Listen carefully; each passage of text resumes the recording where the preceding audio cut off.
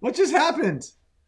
It's all going. Dang the internet. The whole world is going Dang to the weird internet. places right now. Yes, you can comment, Mr. Lip Ripper. I see your comment. Thank you for commenting. I can see you. No? Why did they start a salmon one? I don't know. How many people give good reviews to a restaurant before they eat there? Good question. All right, guys. Thanks for tuning in. You guys kind of know the drill. Make sure you tune in or let us know where you're tuning in from. Holy smokes. As you can see here, yeah, Marlon did get taller, Outdoor Nerd, as you can see. But no, actually, we got a special guest tonight.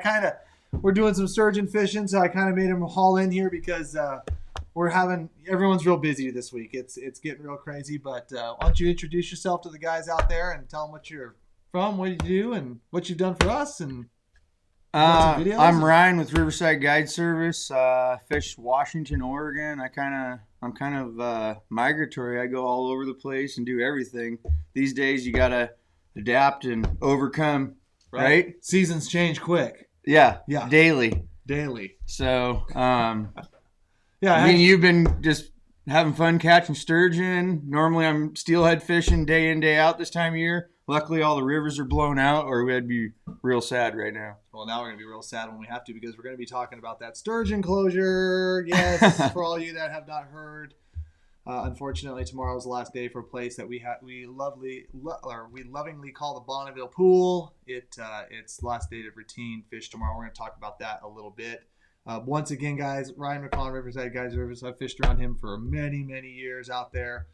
Columbia River, some of the tributaries, stuff like that. Absolute killer. He's done a bunch of videos for us. I think you guys did like a 3-part series, Summer Chinook. Yeah, Summer Chinook. They didn't open sockeye. We were trying to get some sockeye on that footage, but it was open for Summer Chinook. Great time. I'm sure a lot of guys have seen it. It was some good footage. If you haven't seen it, maybe I could have Clint pull up that Addicted Life at some point in time. He's kind of busy getting some stuff going here. Yeah, but you guys check that out for sure. Addicted Life. Do you remember the titles of those? The Summer Chinook 360 fishing or something like that? I think so. You guys whacked some big ones up there. Yeah, good fish. Some really good fish. Yeah. You had the guys from Brad's, didn't you, up there too a couple of days? Yeah. Super awesome. That's going to be on the radar. And that's going to be on the radar big time this year with the excellent predictions for the Chinook forecast. Yeah. Yep. And Jordan came up and we tried to do a twitching episode, turned into a spinner episode.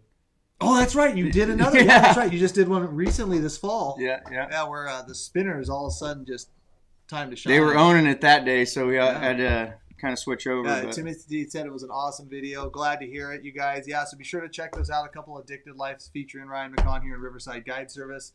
Like I said, tune us. Let us know where you're tuning in from. I see Feel free to super chat. Oh, go ahead and super chat if you want. No, we actually do appreciate all the super chat guys, and because when we see these comments rolling through, everything's firing through, it helps set it out, and we'll be sure to answer your question on the super chat guys. But we do have a lot to talk about. We've got your viewer pictures, of course. We've got the sturgeon closures, and then tonight we're really going to focus on some high water steelheading. And I know we had Nick Popoff in here just a couple weeks ago. We were talking about some of the bobber dog and stuff. But I think now what we want to do is break down and talk about some of those leaders and some of those beads and stuff that we're going to be dragging around, and maybe how to adjust to the high water, because that bobber dogging in the high water is a great presentation. Stays in the slot. Those fish can be laying under the brush where, side drifting is an effective method, but bobber dogging just stays in the groove, especially on high water where those fish are going to be 2-3 feet off the bank. That's right. So I got a bunch of leader stuff we're going to talk about, different combinations. Maybe Ryan has some success for in high water, help you guys out, talk a little bit of plunking if you guys want to as well. Yeah, so we got some good stuff. So how many viewers do we got? We got almost 500 of you guys tuning in here. We got to do a giveaway real fast. I got to figure out. Oh, Marlon's not here. No, I'm not giving away one of his reels, but I am going to give away something of his in this garage. And I got to figure out something here in a second. Maybe he'll walk in here and before I give away like some real, I don't know. But we'll give away Clint tonight. How about that? You want to give away Clint? Yeah, let's do that. Please. Yes. I need somewhere to live. When is Clint going to take his snowman making skills to the major leagues? That's a good question. He did some pretty good stuff with the snowman. Kind of saw that good stuff. Yes. So we need to do a giveaway, Marlon. What? What should I give away? What? What do you want me to give away? What's up, dude? Let's give away some stuff here. Let's see Yeah. here. I'm gonna find out. I'll get you some shit. Hold You on. want to do that? Okay. We don't want him. No, I know nobody wants Clint. That's okay. And Yeah. you guys are like grandpa old man. Don't worry about it. It's fucking. I'm not that worried about it. About what? About this. What you got there? What do you got there? Don't, I got. Oh, include me in oh, the oh, grandpa okay. old man Yes. conversation. Okay. That was No, nasty. no. I just went. I didn't understand what it was. We're not. I'm not worried. Cool. All right, guys. Let's see here. So Marlon's gonna give. I just Yeah, came in and we just derailed totally you we're guys. derailed. But first thing I want to say there, maybe Clint can pop up the store there. I want to give you guys a reminder that on our store at addicted.fishing, we've got a lot of great new must-have products going on there. We're kind of fulfilling that store with a lot of that good steelhead gear and everything that you guys need. And every day we've got new products. Also, There's a lot of stuff back there's a in lot stock of being new. sold There's a out. lot of new stuff that's back in stock, like a lot of different worm colors. We're getting them in literally daily. Our worm guy All is. the beanies are back in stock finally. We got beanies back in stock, some of the other apparel items, and the worm collars too. So be checking back in there often. You can check that out at addicted.fishing. Jordan cut his hair. Jordan cut his hair. Is that Jordan? I don't We got our know. first super chat tonight. What's the best plunking rig and how effective is a worm plunking? Well, Will, do you want to answer that one, or do you want me to answer that one? Do you do a lot of plunking? Spent a lot of time plunking. Is it really considered plunking if you anchor up for a boat and you put a spinning glow and coon shrimp out? I call that sophisticated plunking. Because you're in a boat? Yeah, You're yeah. sophisticated now? So you're like lining your gear up a little bit more than just winging it out off the bank. Jeez, listen to that. Well, sometimes you don't have to. You just put it on the bank. Yeah. No, Will, I would have to say the best plunking rig when it's applicable and when you're allowed to use it is, you cannot go wrong with a spin and glow and a coon shrimp. And, your color definitely varies on what you like to use or as far as the conditions, bright yellows or rainbows, reds, whatever it might be. But, for steelhead, go a little smaller. But a coon shrimp is always the best way. And some guys do where bait, where actual, shrimp and bait is not allowed, where sometimes plastic worms is considered bait if you live south to the river, believe it or not. And then sometimes it's not. And then sometimes it is. And I don't understand it. But where it's legal to do so, some guys will actually plunk a pink worm just hanging behind that spinning glow and have a little more presentation in the water. And some guys do catch fish on it. Pink worm hoochies work really good too. Hoochies Just do. a little pink hoochie behind Is that the my spinning giveaway? glow. Ooh, I got you a few of them. Ooh, what? You're gonna have me give away a lot of stuff here. I'm one short. I gotta get some more jig heads. Well, how about how about we that's tell one. people what this one is real fast? That's one, yeah. All right. Well, we got some cool little steelhead kits along with some tail out twitchers here, guys. We got another super chat from Robert McGaffney. We all need to storm the WFC like the MAGA storm the Capitol. Okay. So we appreciate you guys tuning in tonight. As probably with everybody, we've been watching the news all day, and we just we decided we were even going to do this tonight because we do know a lot of you guys want to talk about fishing, and we kind of want to keep it on fishing and politics aside. Thank you for the super chat, Robert. What did he say? He said he wants to storm WFC, which, truth be told, after some of the shenanigans they're pulling, man, it's just a little early to say and talk about, but we're that would be definitely interesting.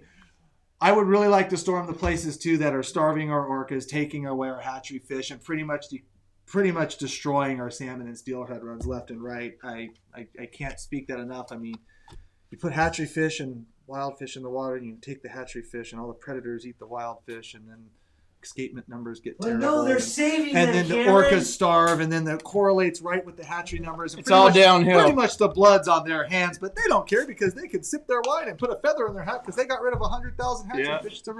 Yeah, trust me, Robert. I'd love to. So, but like I said, we're going to keep the politics out of it tonight. We appreciate the super chat very much. And moving on. New Addicted member today. You've been around for a while. You filmed 4, 5, 6 episodes for us. If you didn't catch that at the start of this brand, Would have had like 8 filmed if it wasn't for the COVID and the shutdown Yeah, in I Washington know. State. We had some cool stuff we were trying to put together, and Washington State kind of shut us down for a while. And another just glowing example of smart decisions by the WDFW. yeah, I know it Yeah. was really rampant out there when they opened it We'll back say that up. till the day I die. We'll have more. We'll have more. We'll have episodes, more. Yeah. Yes, we will have more. If Addicted doesn't start, make a Starving the Orca shirt for Cam, I will. Adam, let's see what you got, bud. That's actually really I'm putting you on blast. That's a good call. WFC and NFS, Starving Orcas since whenever they established. That would be perfect. There's some ideas for you. Hey, it's the truth. You take away the hatchery fish, and they started starving to death. And then Noah said, well, if you don't put 50 more million hatchery fish back in the water, they're going to die. So the state starts doing that more. A little bit more. Kind of bipolar. Really, it really is. One minute they're here, next minute they're here. It's really just a toss-up from management here. We got another super chat. My son will love a shout-out. His name is Bo, and quite a little fisherman. He caught a 14-pound fish a couple weeks ago all by himself. What the heck? Oh my God. Teach them young fellas. Awesome, Anthony. So shout out to Bo. Jesus. Hey, would you guys please, I'm trying to actually do a live feed You're here. doing really good. Yeah, I think I have too. And you're not throwing poppets. poppets? You're throwing poppets in the studio. Have you seen these characters? Yeah, can I have them? Can I throw them at? Yeah, I need those. I need one. I need those here. And every time Clint does something wrong, I just throw it at him. Give me I feel a. like the computer's gonna get messed up. if you do that. Dude, look at the I'm just gonna hit him in the forehead. Oh my God. Anyways, Bo, congratulations on your fish. 14 pounds. That's bigger than any steelhead I've gotten this season. Yeah, me too. I haven't even caught a steelhead this year at all. Thank- $99.99 super Yeah, chat. we're gonna get there, Clint. I'm trying to finish the one that I was talking about when Marlon started throwing fireworks in the studio. I just don't want to get more thrown at me. Dude. And Brady Taylor, awesome. Thank you so much for the $100. I'm going to give him that penny. $100 super chat. Happy New Year. Looking forward to watching the brand grow. And Brady, thank you. As always, a great supporter of ours. Good fishing, buddy. Thank you so much for that. Appreciate it. Awesome, dude. I can't say I feel enough. like we need to give him a prize. Clint, I mark feel it it. down for something for free. Yeah, Brady got a little gift package Brady, coming send us for your- you. send Thank us you your much, address, dude. Thank you much. Yes. Yeah, that's the other thing. I'm glad. Oh, Jason, I'm glad you said that. One of the things, so Joaquin said, well, get on some of these boards and some of these positions and I'll vote for you. I know Marlon put a post up in our discussion board on the Addicted Fishing discussion board a couple of days ago about getting Robert Kratzer as one of our commission members on the WDFW commission up in Olympia. That is something that needs to be done. I don't know if they can still put in their support vote for that, but I really need Clint right now to go dig for that link, and he's going to pin it in the comments here. Because even if it's a day late, guys, I still want you to do it. Yeah, can you explain that a little bit? Because people were telling me that he's ineligible because of his location. They've already selected the two people from the west side. You know what? That's all developing, and so basically the commission's made up of 9 members, and it's a split between west, east, and then there's a couple just like open seats. And so they want to have representation across the state. And what, for the people that don't know, the WFW commission, what they do is they set a lot of like the policy and decision making on the direction like the WDF needs to go. Unfortunately, we've had a few guys in there that have had some sport representation in there, but I don't think we've probably had anybody who's got 36 years of guide experience like Bob Kratzer on there. And we work with Bob Kratzer a lot. We've had him on the show a ton. Super knowledgeable, extremely level-headed guy. We really could use him on there. Audience question. What do you know about the lady that got appointed? I that have has seen 30 years of basically like wildlife protection under her belt. I don't know. I know that the when you look at the people that are selected for the commission, you see a lot. You see a broad scope. We got to realize WDFW is not all about fishing. Yeah, right. We got to realize that the WDFW is not just a bunch of fishermen, unfortunately. Even though we pay the bill, we're not going to go into that. But we're not. It's not just fishing. So there is representation across the board with anything, fish, wildlife, ecology across the state. So it's not something like that. Yes, that's it. Please, if that's still available. No, I get that. It just seems Yes. like a lot of times the fishermen are the ones that get the Right. Yeah. We won't talk about that. Actually, we are, because we're going to talk about some sturgeon stuff. I was going to say, when's it going to get But going? you know what, though? When are we going to fire off about this closure? It's not, how many of you guys heard that the Bonneville pool is tomorrow's the last day to retain fish? And all you guys have those great weekend plans to go fish sturgeon are now not You need to fishing really sturgeon. Dude, I put want an to talk about emphasis it. on it not being your guys' faults, because I've seen that narrative pushed across the entire social media the last couple of days. And Oh, it's the guy's fault. See? Yeah. And I'm just trying to figure out where they explain come up with why these that's numbers. Yeah. People need to understand that. It's not in any way stretch or form, but I'll get into that in just a second because we got a $5 super chat there from Kevin Porter. It says, Happy New Year, guys. Thanks for some fishing programming tonight. Yes, Kevin. Appreciate the super chat very much. There we go. Are we back to... I'm still trying to pin your comments, so. Okay. I want to make sure that we pin this, guys, because going back to the commission thing real fast, it's very, very, very important that you guys lend that support if it's still even eligible. Even if it's not, do it anyways. It looked like it was still up on the screen, didn't it, Clint? Was it still able to submit? I think so. It wasn't specific though to Kratzer. It was just. Yeah, well, no, you can type up and send your recommendation, and that's super important, guys. Very important. So hang on. So it's pinned on YouTube. It's in the Facebook. I'm trying to pin it. Yeah, That's It's probably on the Facebook. most important thing going right now is getting the right people in office so we can get this stuff, try to get it changed and get stuff back on track. And so we got fisheries that are thriving again. Yeah, I mean, at the end of the day, Okay. like I've said it, we've got. Thank you very much. Clint has pinned those comments, guys. Please check that out. It does. I don't agree with everything, Robert does, but I think as far as like, just how well-rounded he is and how level-headed he is, and he's been just around for just so many years, he'd be a great, great candidate. For Definitely that, has so. experience all across the board and, and good representation. That's right. Or presentation. Yeah, that too. All right, guys. So let's talk about a couple things here real quick. That sturgeon closure. So yeah, that's why you're down here. You kind of come down this way, do some guiding, do some sturgeon fishing. For those guys to know, the Bonneville Pool opened on January 1, and it's a very quick, popular sturgeon season. And I know that a couple times on the live feed here now, and then a couple times to wait, what is that now? Oh, we got another $100 super chat from Heritage 4x4. We appreciate it so much. Your videos rock. They give something positive to look forward to. Well, Heritage, that's awesome to hear. We thank you very much for the super chat. Really appreciate it. And we will continue to make the videos for you, man. We'll be cranking them out. Awesome. Thank you so much. But back to the sturgeon closure. So bottom line is our sturgeon fisheries down in the Lower Columbia have absolutely gone to crap. Sea lions moved in 15 years ago, maybe more than that. You really see it the last 4 or 5 years Right. when you're trolling for springers. Watching them throw them out of the water. And Yep. you never used to see that, until about 4 or 5 years ago is when I noticed it. So first things first, sturgeon have been, the numbers of sturgeon have been just huge in the Columbia for many Hundreds years. of years.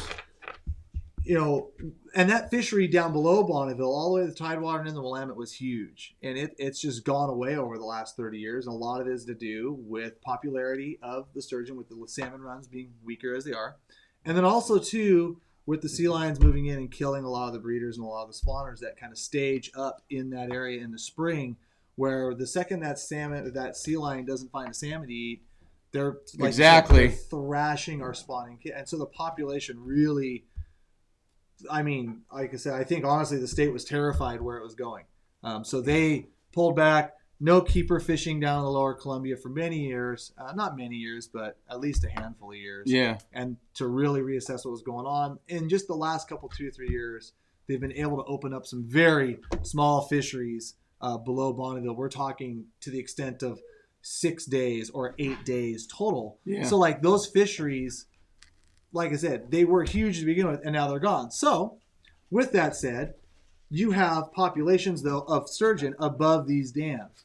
You've got Bonneville Pool, the John Day Pool, the Dalles Pool, and it's a pretty stagnant population. There is some recruitment back and forth. They move some fish up. They kind of take them from the lower river. They also have some fish that move down through the dams, but there's some recruitment. But for the most part, it's a stagnant population. It's not getting thrashed by seals and sea lions and killing them all. Well, every 3 years, they do a stock assessment of one of those 3 pools, and they rotate 1, 2, 3, 1, 2, 3, 1, 2, 3. So they have a pretty good idea of what those populations are in the pools. From that population stock assessment, they say, okay, we can have our fishery. It will be this many keepers this year. It'll be this many keepers this year, and it'll be this pool, this pool, this pool. Yeah. That's what it's going to be for this year. This year at Bonneville, it was 500 fish. 525. Whatever. It's 500 fish. We're meant to. 25 fish is a lot of fish. Hey, is that going to give us an extra day, that 25? No, and here's why. What do you mean? How many boats have been out all week? Not many, but here's what. So basically, you guys get the idea. Like, it's a pretty set population. They know what's there. Most years in the wintertime, the conditions are cold. The water's cold. It's icy.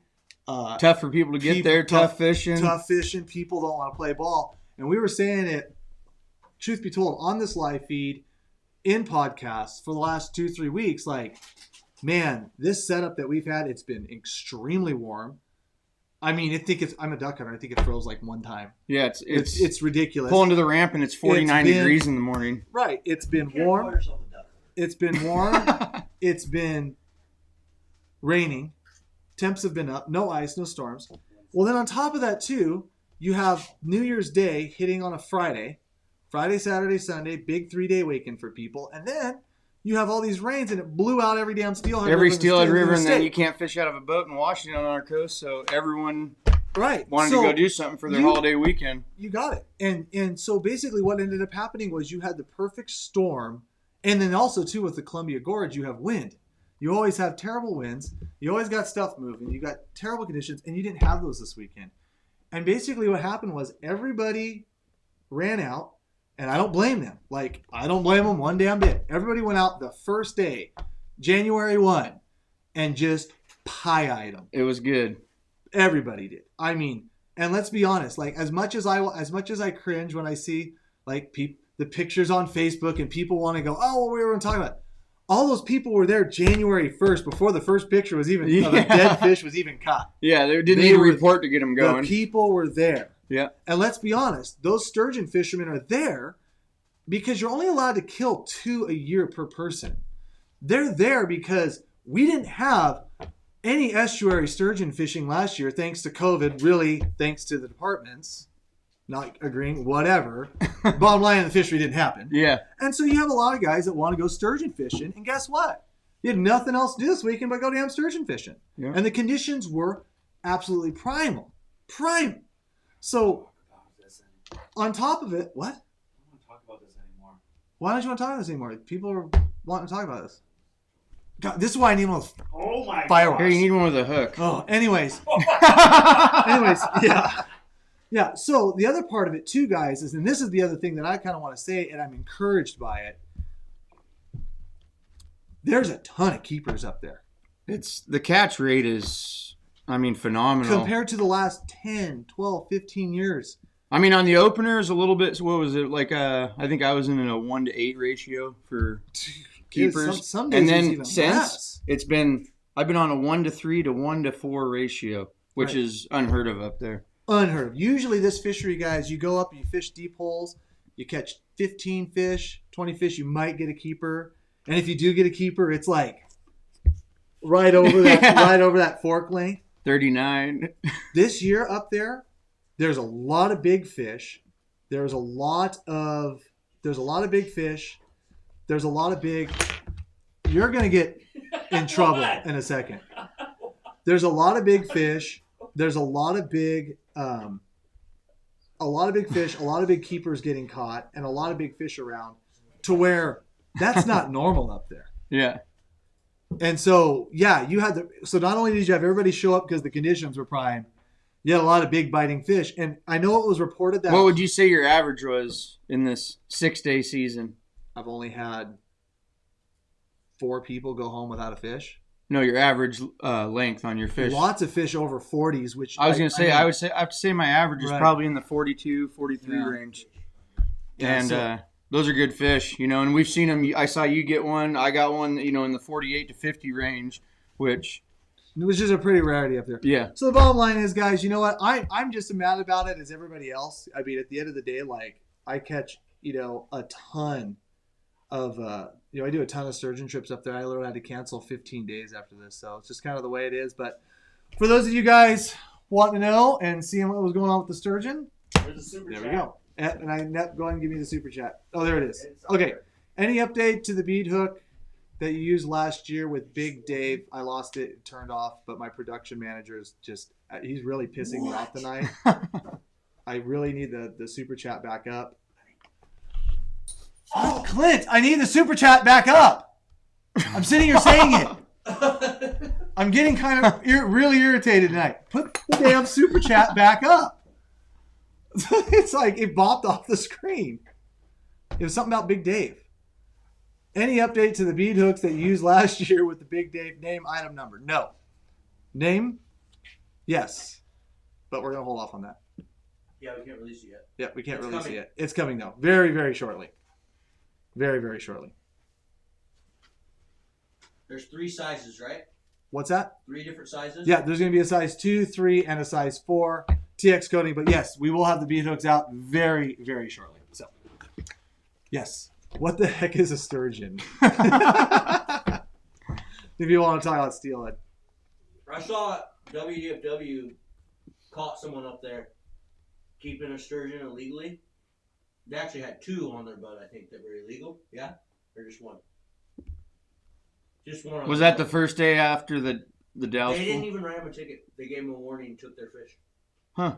Oh, So that's pretty nice.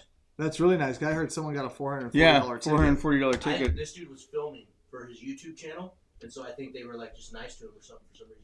Really? Well, it's hard because let's be honest. Like It when was you really have, close. It was super, super close. Like they measured it with like 3 different measuring tapes, and it was like barely not. What was it? Inches? I can't remember. No, it was like a half an inch or a quarter inch shy. oh, but it was open. He just kept a shorty. Yeah. We were talking about the clothes. I didn't know they didn't write him a ticket. That's what Clint just told me. Oh, we were talking. I think someone got pinched in one of those the Dallas pool the day Yeah. after it closed. Oh no, this was open. He just kept Yeah. the fish that wasn't the right size. I kind of have a rule in my boat. I don't play the line in my We boat. thought- Fishing's been good. I like to have a 38 and a half is what I look for. TJ Yeah, said it was sure. a quarter inch short, but There you go, 1/4 inch short. yeah. But that's But I just thought it was super cool that everyone gives WDFW a bad rap, and that they could have wrote that guy a ticket. They could have been assholes. and they didn't. Every one Yeah. of those officers that I've encountered, they know if you are like doing something. Blatantly. Sometimes you're just stupid. I know. I just thought it was really cool. And but they know, and they have very good. What's the I mean, range they're for not- keeper length? It says. The range in the keeper length up there was 38 to 54 on the fork length. Yeah.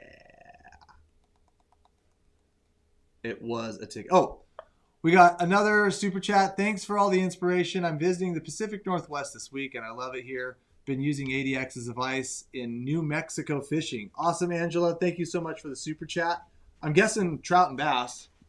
I'm guessing trout in New Mexico. Probably a lot of. They got some catfish. Yeah, I know pretty good Arizona steelhead. and New Mexico's right next to it. There's some big catfish in some of those waterways down there. Are you sure? Steelhead. I was gonna say, you sure they didn't just stick a bunch of steelhead in the lakes and then they just thrive like crazy? Yeah. Oh, that's the Midwest. Sorry. Crazy. Yeah, I'm talking about steelhead. I can see it. There you go. Thank you very much, Angela. Appreciate it. Fixing to fish. He deserved the ticket. Okay. So yeah. Okay, fine. Let's talk about some steelhead. Good night, guys. You're not gonna be fishing steelhead the next week, right? Well, what are you gonna do now? I gave options to some of my customers for some catch and release just because they already had their hotels booked. Everyone, made plans. And then I'm going to start targeting steelhead on some other rivers that I haven't fished a lot. No river names. Yep. And gonna get some new stuff adapted and And so you're from up north. You're from up north where they have a lot of the no boat restriction stuff. Is there any possible way at all to fish up there? Or? the problem is on a lot of the rivers that I fish is there's just no bank access. I mean, usually when the places where we're hooking fish, it's brush on both sides. And if not, it's private land. So myself, I'm not going to have customers standing on the bank. Not saying, high water mark, you're legal, but just the fact that landowners come down and people can have confrontation, I'm just not willing to play that game. There's no high watermark stuff there. I mean, it's so limited that, basically if guys showed up and wanted to fish, there'd be 40 guys on 6 gravel bars. that you could fish. Yeah. Not an enjoyable. No, just not the experience, because normally we're covering somewhere around 7 to 12 miles of river a day. Yeah. And, that's some of the best part of steelhead fishing is just floating down the river, just enjoying, being in that canyon, watching the bobbers or whatever you're fishing. Fun fact, did you know that some of these wild fish groups are actually already advocating for some of these same restrictions to occur in Oregon? That's not Right a now? fun fact, man. That is a Well, fun yeah, fact. where was that fun? That's a fun fact. In fact, they're talking about they're already talking about on a very popular river because of the success they're supposedly having already up north with it. It's been 3 weeks. It's been 3 weeks. Well, they're not used to making good assumptions anyway. We got 3 super chats here we're going to rip through. First one here, we got Sean McKee, $20. Appreciate it. I speak for most of us. Say fishing is energized into who we are. Or fishing is ingrained into who we are. Thank you for being a voice and bringing back healthy fishery. Sean, trust me, Dad. We just need to keep getting bigger and bigger and bigger. And one day we will tell them what to do. Al Leo, $5 super chat. At Angela, if you are near TC, go to Rock Creek and night fish crappie and white bass with live minnows. That sounds fun. Angela, there you go. Whatever TC is, awesome. And a $25 super chat from Jay Calvin. Happy New Year's. What?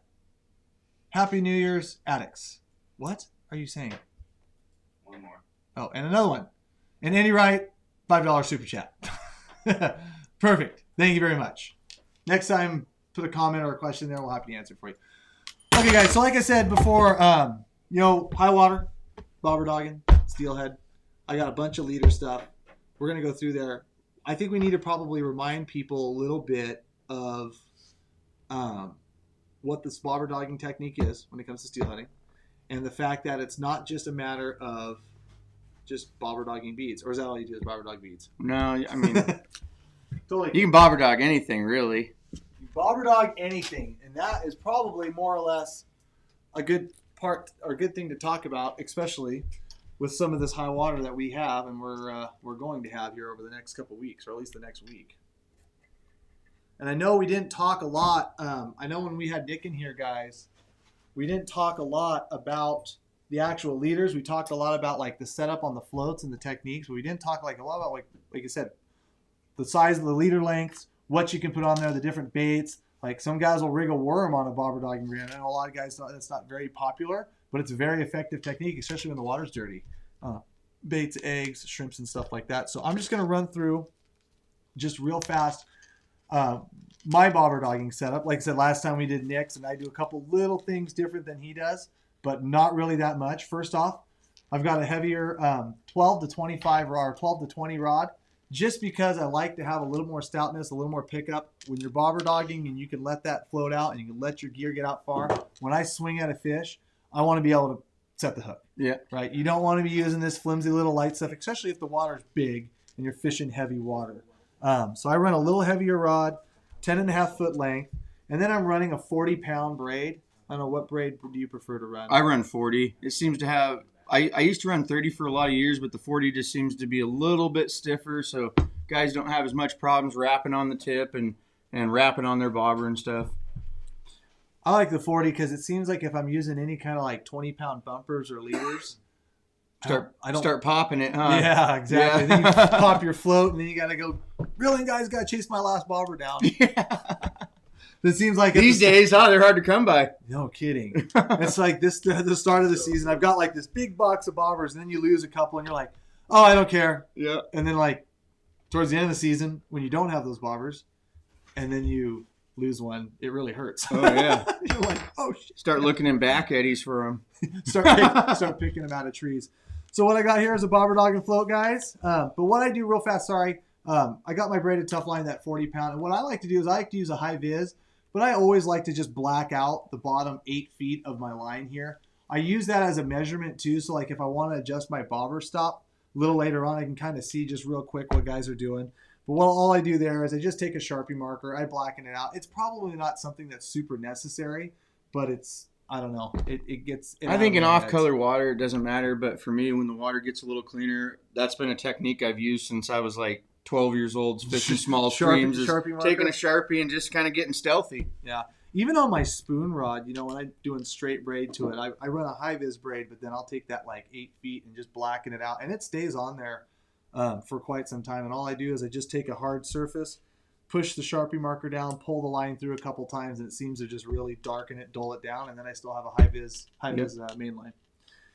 So I got my bobber stop. My bobber stop, I think, is probably here. It's probably set to about 10 feet just because I can kind of just see it there and just guessing at it. And then I've got my little bobber stop bead.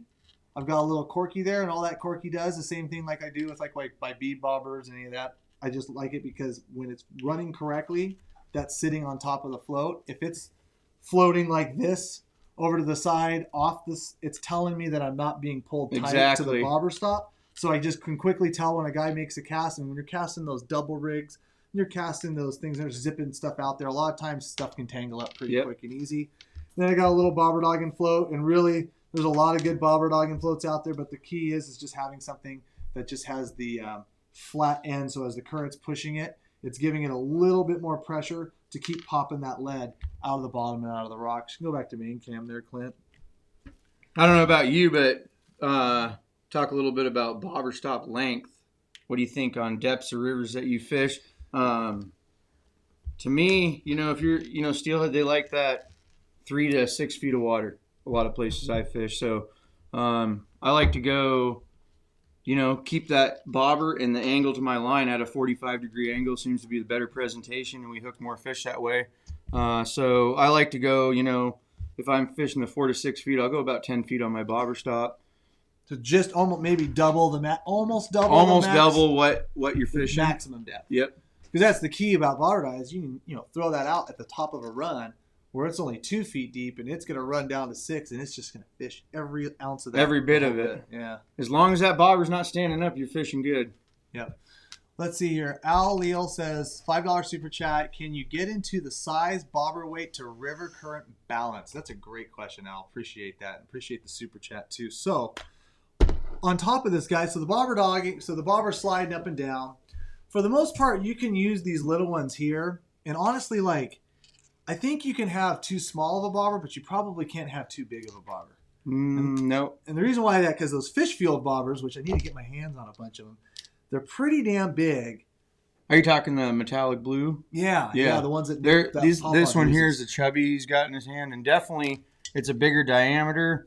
Right. But if you fish real heavy water and you're having to fish, the grommet's bigger on the fish field one too. Yeah, I noticed it slides up and down the line a little better. What we're talking about, guys, go to side cam there, Clint. What we're talking about, guys, is just so the question was weights to the bobbers. Yep. What I was trying to get at is you can use these smaller ones, and you can kind of get away with them. But I also think if you're using, if you have to ever go 1/3 ounce or up, and sometimes you do, and sometimes you want to, especially if you're fishing big, heavy water like we're all going to be fishing, I think, this week. Having that bigger float to give you a little more buoyancy and just to give you a little more kick and dragging that lead up out the rock. I think consistency on the drift instead of catching and being... Right, because if this weight snags with the small bobber, it's going to suck down versus getting popped out and continuing on the drift. Correct. So you get a little freer drift. Yeah, that makes more sense. That's a good way to put it, Ryan. Yeah, so I prefer the bigger ones. Unfortunately, like I said, I got to go do some shopping. Which Good luck. Good luck. I dropped the ball on that one. You'll be shopping for me next week. 1/3 ounce, though, Al, always seems to kind of be like the standby. I'm a pencil lead guy, though. I'll start with bigger pieces of pencil lead, run drifts, and kind of be like, no, cut down a little bit, kind of fine-tune it. But it seems like with heavier water, at least the 1/3 ounce is kind of where you start. The 1/3 ounce, I think that's, if you're going to just run a weight, that's pretty good almost everywhere. That's just high water, low water. It seems to be where the fish like to sit with that weight.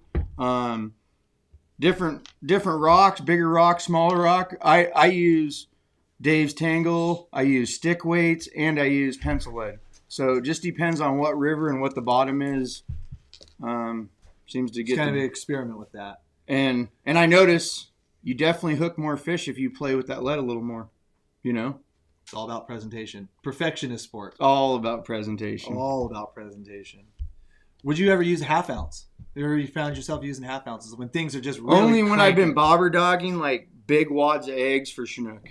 Okay. And where you're getting down those big deep holes and just dredging.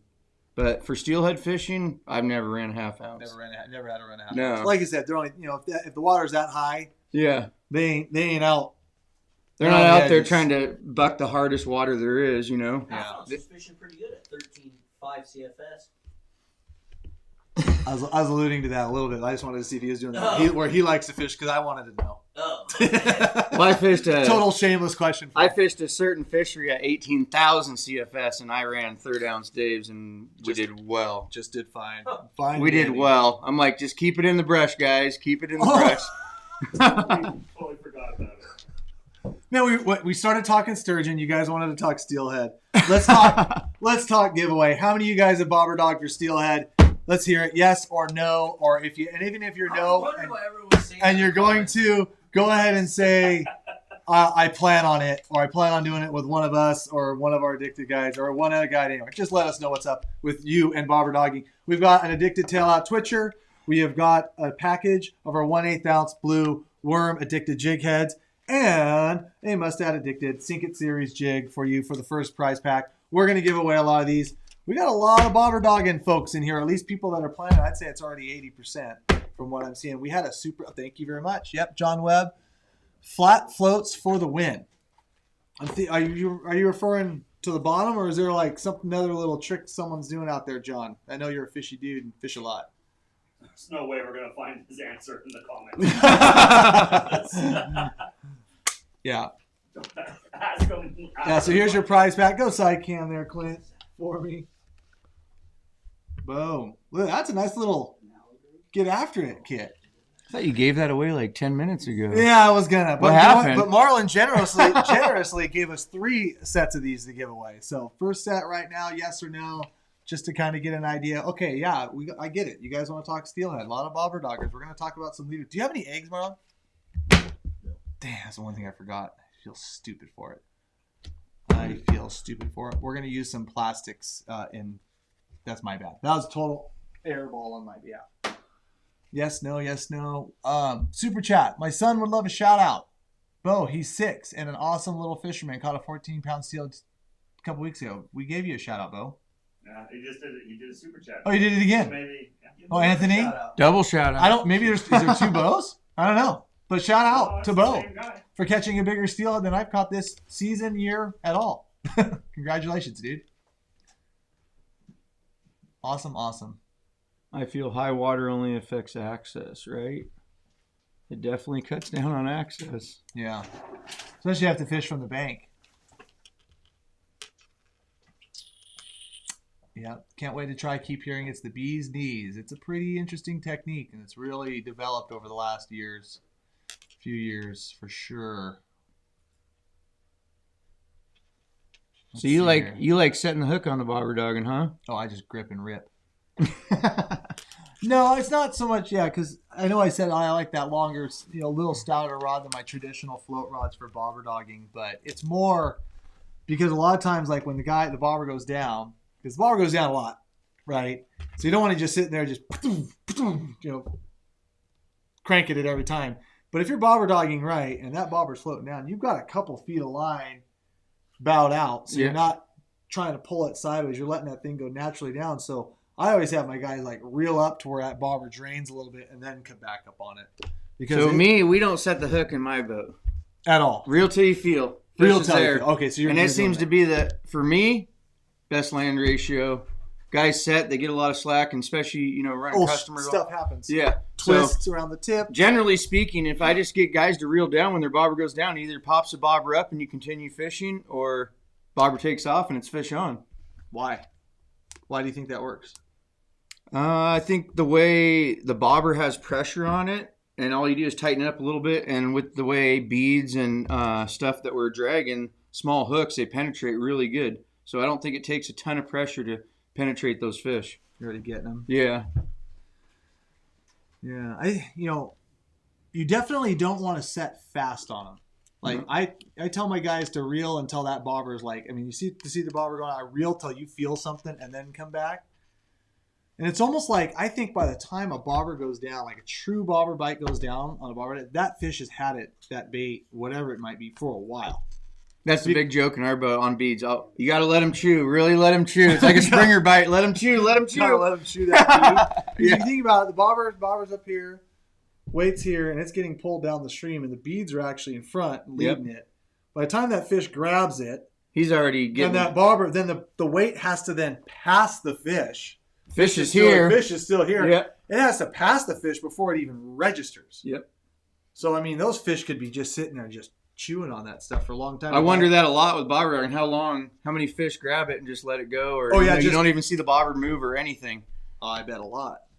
I'd have to be willing to bet a lot. Guys, Jacob Gray super chat. Would you use eggs this early or save them for springers? Actually, bobber dogging eggs, which is why I was asking Marlon if he had any eggs here, because I totally airballed it for you guys. I had a jar of eggs I was going to bring you. Is a very good thing to a technique to run right now with these like high water conditions, because you obviously, when you can, where applicable and where legal. Okay. You always got to say that. 'Cause someone's be like, I can't fish. I'm like, okay, I understand you can't fish bait there. Doesn't mean everybody can't, but just where applicable. Bobber dogging and bait eggs. So yeah, if you got some good eggs and you've cured them up for steelhead and they're good, probably a more of a durable egg, more of a dried out egg.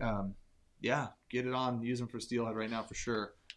Especially, I think bait's still it's a big bead craze, but all the rainwater we've had, when you got that off color water, I think it definitely triggers something.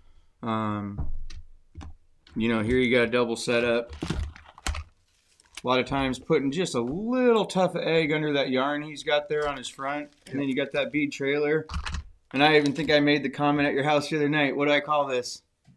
The attractor. Oh, yeah. This is the attractor. Sure. A lot of times they come after this, but they see the bait first or whatever that bigger presentation is in the front. One more super chat. Oh, we got another super chat. What's the... What's that? Canadian $2.79. So is that like $1, Clint? No. I don't know what the rate. It might be like $5. It might be $5 now. Well, we appreciate the Canadian loonie. It's a loonie, right? Loonie is $1. Loonie is $1. What? Toonie is a $2 coin. Toonie is a $2. I don't think they have $5 coins. What's $1 in Canada? Just dollar? It's a loonie. It's a coin. No, but just like their currency is a dollar. Okay, just a different dollar. It's just a dollar. Thank you very much, Jake. What's the difference between bobber dogging and drift fishing? A lot. Yeah. You can't really you can compare the two. It's similar. It's similar, but it's like maybe it's drift fishing in an extended drift with a strike indicator that you don't have to adjust a lot, because instead of the line going at an angle down to the water to your bait and putting a sweep on your gear, the line goes to the bobber, which then goes straight down to the gear. And so when you make a good cast and you get into the right scene bobber dogging, you can literally run a cast. And you can do this for drift fishing if you have really good boat control. But if you're on the bank, it's a little more difficult. You got to run. You can't really do it on the bank. Yeah.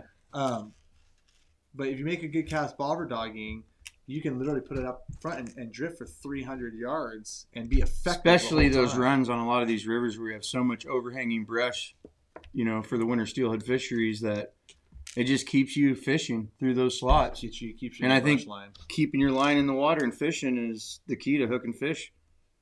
Yeah. Yeah, I'm trying to think, like, how else would you... I think because both techniques, too, because, like, sometimes drift fishermen, like, they just want to, like, barely tick the bottom.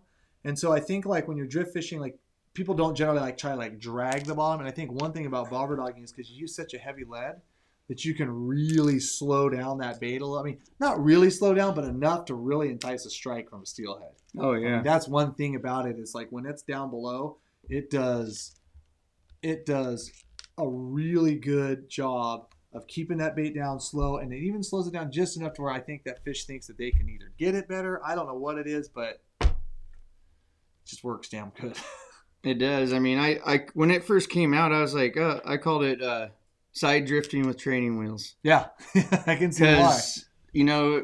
From coming from fishing from the bank all my life, and all of a sudden the bobber dogging technique, you just throw it out there and it stays in the groove. Yeah. Instead of constantly clipping your lead and adjusting leader lengths and stuff like that, it kind of made it so your average guy can go out, set up a rod, and go out and hook steelhead now. I really like it because I'm running 4 or 5 guys in the boat, And when you're side drifting, if someone makes a short cast, someone makes a line, because we're fishing with clients, and sometimes they're not all just hitting the tracing. You got stuff sweeping at different angles, stuff dragging, sweeping different depth. Gets a little rough. You guys aren't in sync and stuff like that. But when you're bobber dogging and the guy makes that cast out, you can see like there's his float. Next guy makes his cast. He can be away from him. You know where each guy is. And depending on if you're trying to like all pile into a seam line or just cover like a holding bar or a big tail out, everyone kind of like stagger those bobber dog weights. And so you're right. It is like you can call it training wheels. Some people call it efficient. It's like. Now, one thing I do notice that, everything has its plus and minuses. Side drifting's great, especially on those fisheries where you have you're fishing depths that are, say, 4 to 18 feet of water.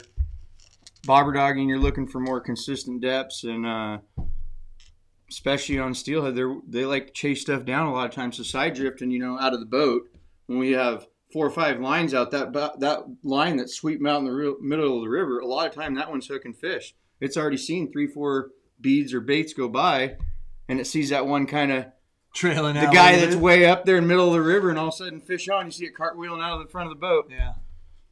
Yeah, so they are really different techniques. Bobber dogging, I think it more puts them all right in that seam or that groove, That's what I've noticed. I don't know about you, but you can. You kind of have to work a little bit more to keep spread out if you want to on bigger systems. I believe in that. But yeah, so 2 very, very different techniques. I know we kind of went off on a tangent there a little bit on the super chat. We appreciate it. Didn't we have another one in there, Clint? I saw. Can you scroll up on the comments real fast? I saw one really good comment I wanted to answer, and it had to do with, keep going right there, that is bobber dogging the same as float fishing? So we asked if the super chat question was if it's the same as drift fishing. Is it the same as float fishing, Ryan? Definitely not. Definitely not. Definitely not. A lot of systems, bobber dogging is very effective if you have current to drag it through. Now, I feel like when your current isn't moving as much, float fishing is way more effective for steelhead. Yep. When our flows get down, it's tough to beat a bobber jig tipped with something, you know what I mean? If you can, and it's legal. If you can, it's legal. Yeah, no, and we talked about that a lot with Nick. There's a cutoff point to where, if you size down your presentation on bobber dogging, a lot of times, let's be honest, if the water's a little slower, chances are it's a little clearer on the clearer side. You definitely don't got a high wire event. So, then you can take all the gear out of the water, you get rid of the lead and the lead line and all that stuff, and then it's just float, jig.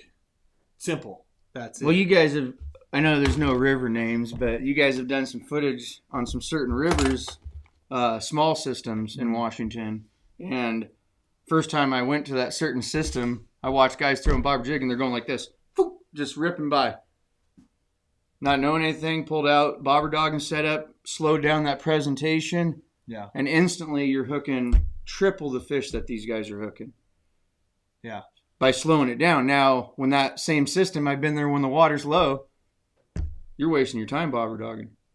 You better have a jig. Yeah. Or you're just going to sit there and eat popcorn and watch a show. We actually tied up. We were helping all the dudes that were below us on the bank, tying up all their setups for them, giving them beads. Yeah. It was fun. It was a beat down. Oh, I didn't know you were referring to that river. Yeah. Dean, what river do you think I was talking about? Jeez. I knew Dean, exactly what he was talking you knew. about. I sat there forever and tried to float fish with a worm, with a jig, and I hooked a couple fish, but Jordan was mopping. I was actually told to stop fishing and slow down. Yeah. And I was like, well, you guys will see what's going on. And so I started the same thing. When I was there, I tied up some for guys, and all the next thing you know, fish. It's a big party out there. Sometimes that speed is just crucial. Dean, thank you so much for the super chat. As always, great content is the comment. One thing I will say, bobber jig, you definitely want to set the hook. Oh, that's a little different. Rip on them. Let it rip. Rip on them. Rip, tater chip. Awesome, guys. Brady, stop it. Another $100. That's our third $100 super. So just for the record right now, we've had $300 super chats tonight with Ryan. So I need to just. Beginner's luck. You got it, Ryan. I'm out of here. Thank you very much, Brady. I know we're talking about steelhead, but has there been a forecast or season set for springers yet? No, Brady, there has not been anything set yet. There's been some forecast stuff out. It seems to be pretty similar to last year. There's some positives with the spring Chinook forecast, especially in the Willamette system. I think they said upwards of 50,000 fish which is awesome. I'm I excited. think we really need to start trying to get our 2-rod endorsement and our 2-rod endorsement and hopefully our barbs in there. I think we always have our barbs in there. Yeah. I don't even know all the damn rules all the time, but yeah, hopefully we can get our 2-rod back in there. Hopefully that Brady, that we get a little opportunity, hopefully below the Willamette this year with 50,000 fish coming back into the Willamette Multnomah Channel. If we can access some of those fish in the lower Columbia, that'd just be excellent. Some of the tributaries are still struggling. And then some of the other, holy cow. What? I'm going to have my boat. Oh, yeah. How long you been saying that? Just don't let. Oh, No, Yeah. shut up. Shut up, please. Don't talk about that. I have something for that. Yeah, I know. Shut up. Hold on. So, yes, I'm trying to answer the $100 super chat. Would you guys shut the heck up? Brady, thank you for the super chat. Call me later, bud. We'll talk.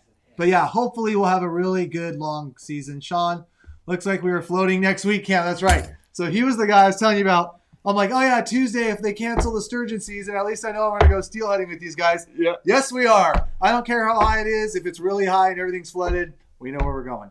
So, yeah, I got you. So let's just go. Yes, we'll be doing that. And Heritage, 4x4, forecast of pinks for another $100 super chat for the 4th one tonight.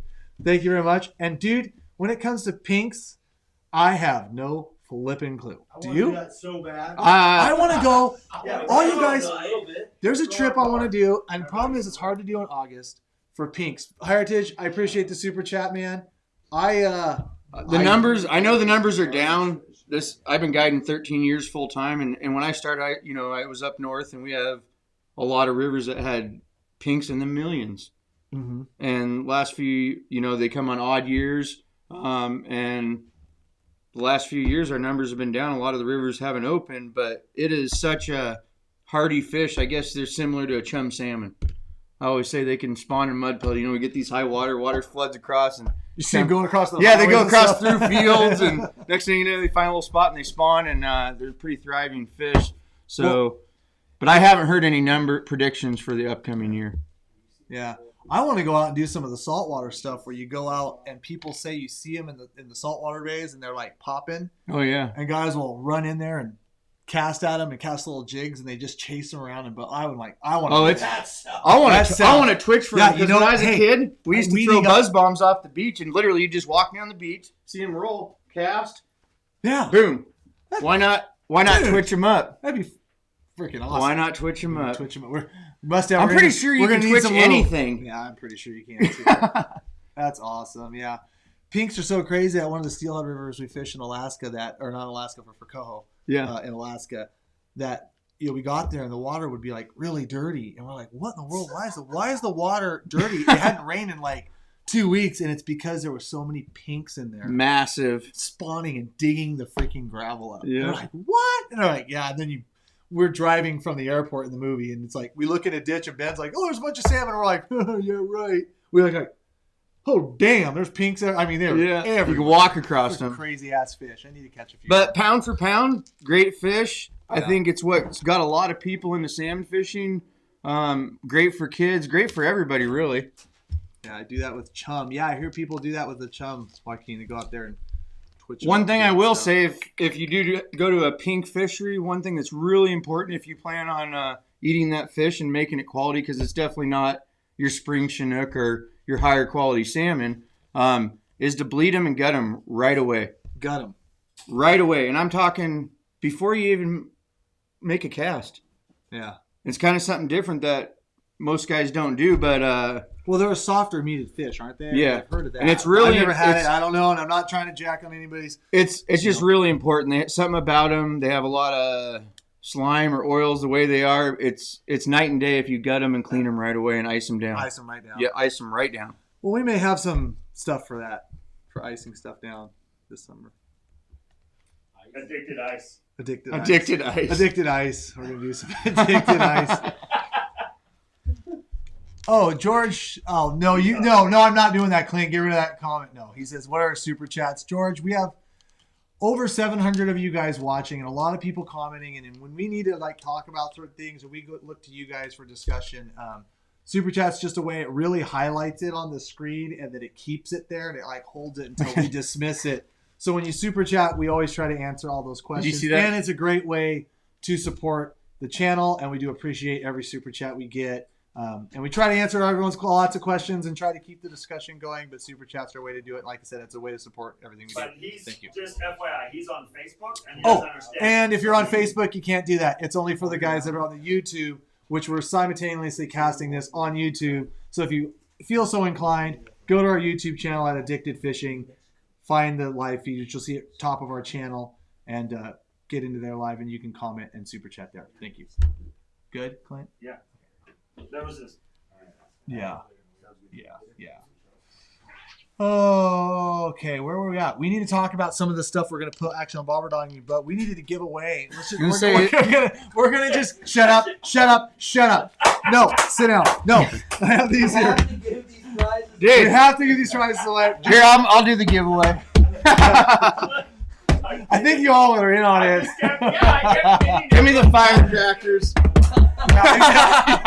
Every time I don't give away a prize on time, I'll just snap. Ah, damn it. Firecrackered again. All right, scroll up, random comment, go for it, Clint, and then we'll have another question for the second giveaway because we need to do that because we have 3 awesome prize packages that Marlon threw up on the table for us tonight. And then we're going to talk about actually what we're going to put on there and some of the different stuff and intricacies on what you put on your bobber dogging rigs. I know we were talking about pinks, jumps, all sorts of shit tonight. Let's go. I do see that one. I just saw another super chat. That's why salmon die. Kale Rice. That's your winner. That's my winner. Damn, this is just a depressing night. That's why salmon die. That's right. Because we kill them and we like to eat them. But we got to let a few go to the gravel. Kale, you won yourself a prize pack. Please email orders@addicted.fishing. Tell us what you want. Tell us where you're tuning in from. Oh my gosh, we just got our 5th $101 super chat. Oh, he's beat. Now they're in a competition. Oh, now it's a competition, but this really, as awesome as it is to see, we'll get to that one in a minute. Let's talk bobber dog leader length and baits. Al, we're gonna get there. That's this next segment. Don't put this up, Clint. We're giving you away this. We're giving you away this. Al, we're getting there. Super chat, $101 from Steven Taylor. Keep it up, fellas. Keeping fingers crossed that the steelhead conditions improve soon. Yes, Steven. Actually, we were secretly hoping that it rained every single day because one of the reasons why all those sturgeon got caught up in the gorge is because when we have these southerly storms in the rain systems, it really keeps the east-west wind machine down. Correct. And we have not seen any really terrible days of wind at all. And granted, it was a short season, but that was one thing we were kind of rooting for, that these big southerly storms kept coming through the area because it kept things mild. So it wasn't that cold. Because even when it rains, we don't want clear and cold. No. And so that, like I said, so yeah, now kept the water temps up. Now we need the good steelhead conditions so we can get out. Selfishly. Appreciate the super chat very much. Here's this first prize pack. Let's see here.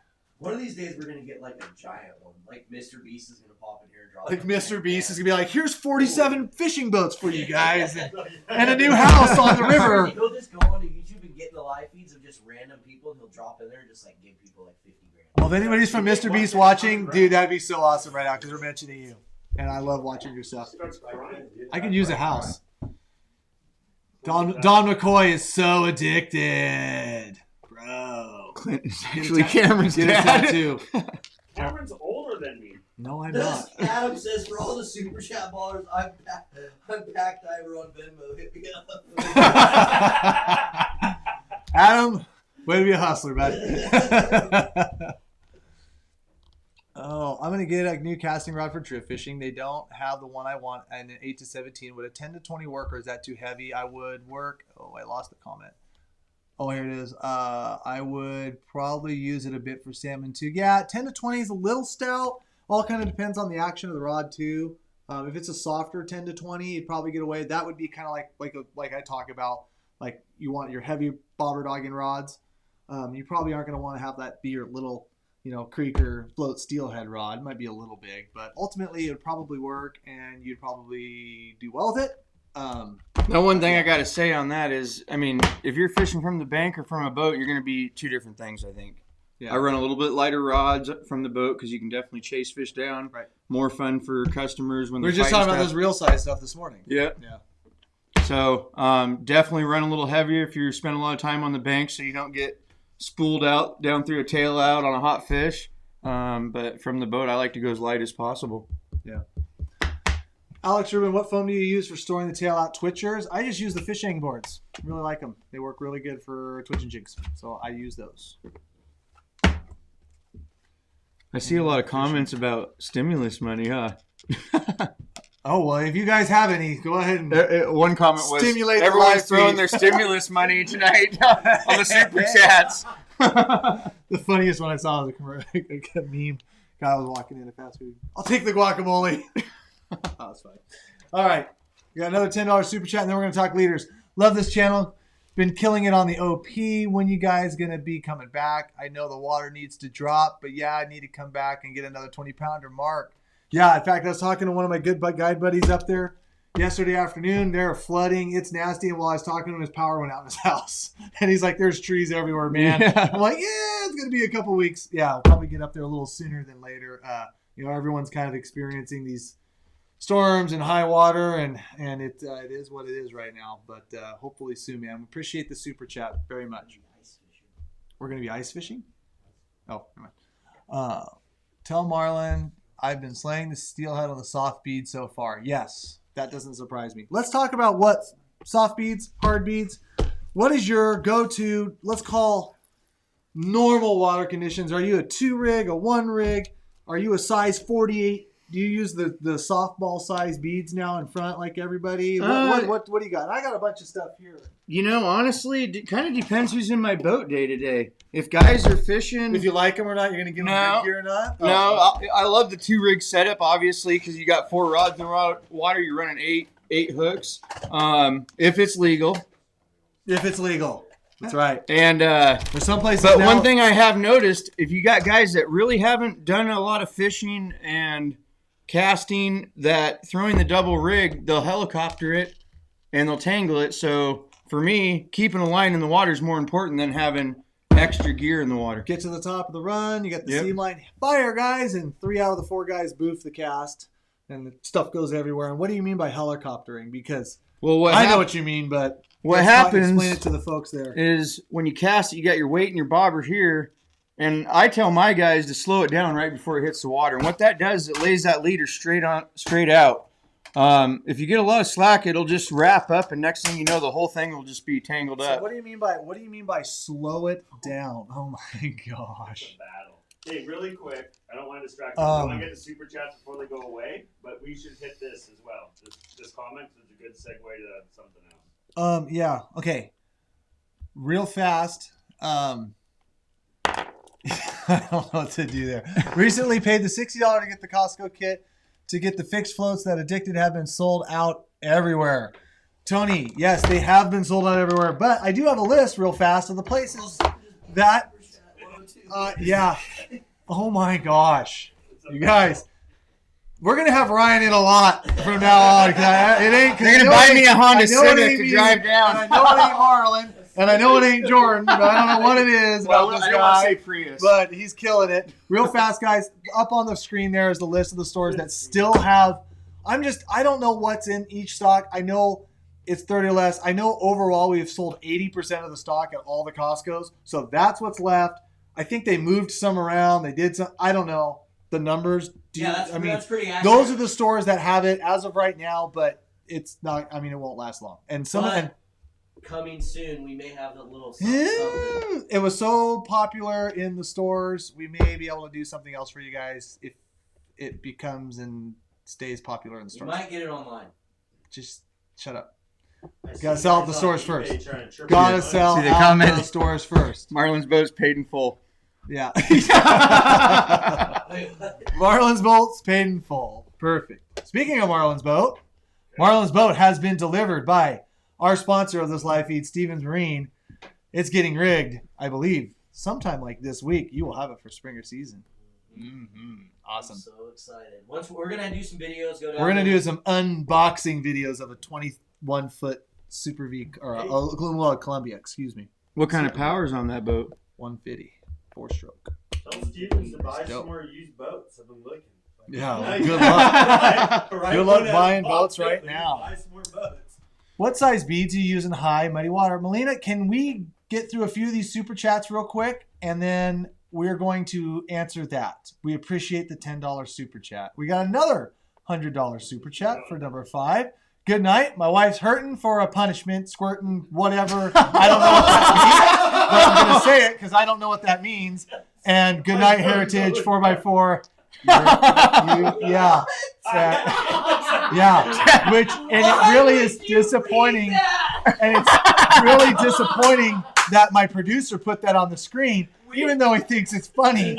It's a super chat. You gotta put it on the screen. I'm really. I am. That is. You not, guys got him so that is trained. He not- just reads it. Whatever it says, he just reads it.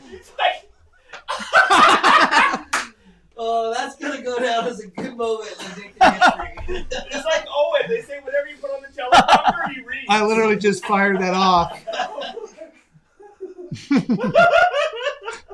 Heritage 4x4. Good night. Thank you for the super chat again. I don't know what that means, but we're done with that. Justin Wright with the 7th $100+ super chat for the night. How about that steelhead trip cam? Justin, wait, didn't? Oh, you were messaging me, dude. Trust me, man. Today was a whirlwind. I appreciate the super chat. I'll get you, dude. I'll get you. Like when we knew that closure thing was coming down the pipes, I was just. I mean, dude, it's just been a whirlwind, bud. We'll have plenty of time. We got honestly, like, you can let all these guys go get the hatchery fish. We got the best part of steelhead season coming. So we'll get you out there, bud. Appreciate the super chat, man. He's leading now. Huh? 2. What? Oh, and he's winning whatever that just started. That's the biggest super chat we've ever got. That's the biggest super chat we've ever got, Steven. You can give this stuff away. Okay, prize pack leaders. His name's Justin, not Steve. Where's the jig? You got the jig? Yeah, sorry, dude. I didn't think you were gonna read it. That's why I was like, don't read it. As soon as I don't care. He's what an autopilot I don't know what today. it means. I don't care. I just read it. You guys all thought it was funny. You're all inappropriate. I love it. I love it. Hey, I already checked the box, not for kids on YouTube. Okay. Another prize pack giveaway right now.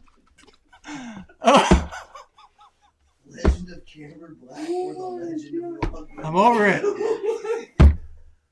Fire Clint. Yeah. You see that comment? Back. Scroll that one I back. don't know if I want to see it. Can't. What Right is there. It? Which one?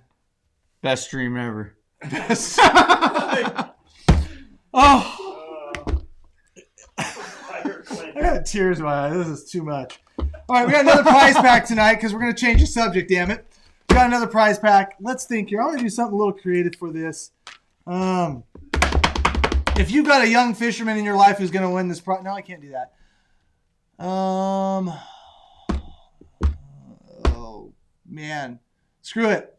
Random comment making fun of me. Go. Might be that $100 super There we go. How about that? Because I've already seen like 500 of them. So there you go. That's going to be the prize pack for an addicted tail-out twitcher or a message jig. Screw you guys. And then we'll have one more at the end of the night.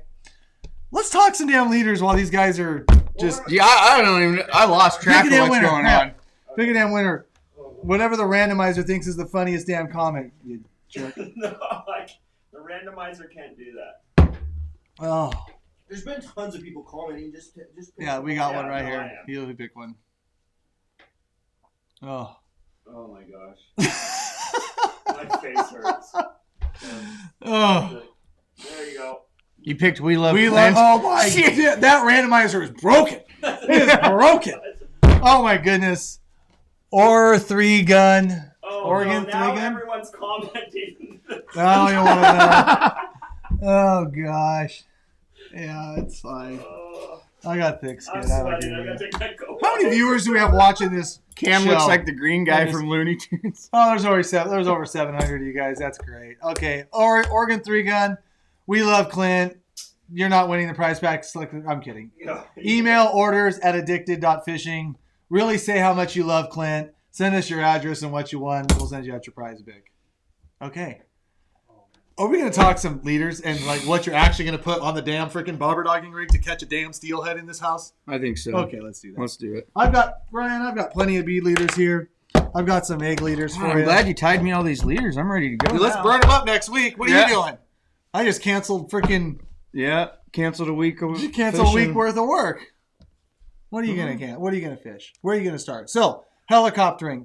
I wanted to talk about slowing that down because that is such an important thing for the guys casting the tule. And let's see it. Let's grab a so reel. I've got a reel right here. Why don't you demonstrate to these guys a little bit? So what I like to do is when guys cast out, I tell them just barely put their hand right here and just kind of palm it and slow it down just slightly. Then once it hits the water, flip the bail. So they wind back. They hang the 2 leaders. They throw it forward. Yep. And it's taking that line off. But right before it hits. Right before it touches down, you just slow it down and it lays that gear nice and flat. And you just take your hand and you just start touching the side of the reel. Yep. Just kind of palm it just to slow it down. You don't need to stop it. No, definitely don't want to stop it. If you stop it, sometimes it goes doing and it springs back. And then it really makes a mess. And for us, when we usually have 4 or 5 lines out of a boat, if one guy stops it in midair. Yeah. Oh, you're asking for problems. Right. So definitely just slow it down slightly right before it touches down, and it just lays it out, and it really helps on those double setups. Yeah. Now, if you got a guy that just constantly isn't There's slowing a it few down, that just don't get it. yeah, you just cut that back hook off. Yeah. And just fish then he can fish all day, and it definitely doesn't tangle as much. On high brush situations, I definitely like 1 rig. Sure. I can see. Yeah. Getting that thing in there and making sure you're getting in those slots is more important than having 2 setups. So when you run a 2 setup, preferred leader length versus a 1 setup, or do you just literally just run like the 3 feet that you would? Whatever you do. I mean, I've seen a lot of every system is different. For me, if I'm fishing a smaller river, I'm gonna cut my leader down. To what? Probably on the front, I'm going to go probably about 16 inches, and behind it, I'm going to trail it about 12. So you have a double. So how small a river are you talking? Like a creek, or are you talking like a medium size? No, medium. Like 2 lane car lanes on a road. Yeah, that's a small system. So you like those? So you're talking a leader that long to the first bait. Yep. And then that long to the second, even shorter to the second. And I have noticed it works really good. For my customers, it's easier for them to get down on the fish when it comes close to the boat instead of having 6 feet of leader out there. And I'm like, okay, just lift. Yeah. So I think the bobber dogging technique, the presentation is so good that you don't need to go super long. Now, again, smaller system, cleaner water, maybe pressured systems, a little bit longer leader, but it's definitely I've cut them down to 12 inches on the front and watch that front bead or bait just wreck fish. One of the first lessons I ever I wouldn't say first lessons, but I remember one day back before bobber dogging, before float fishing, it was just drift fishing. And man, I was young, and everything was just egg leader. Yep. Bait eggs with the hip pocket, the little flambeau, little bait thing there, and you had your eggs, and that's how that's what you did. Little roll of pencil lead and keep adjusting. Pencil lead, and then the pool noodle with 55 liters because you're going to break every damn one off on the day of fishing. But every one of my leaders was like 4 or 5 foot. I thought you had to be super long and super stealthy. And this old boy comes down, and we were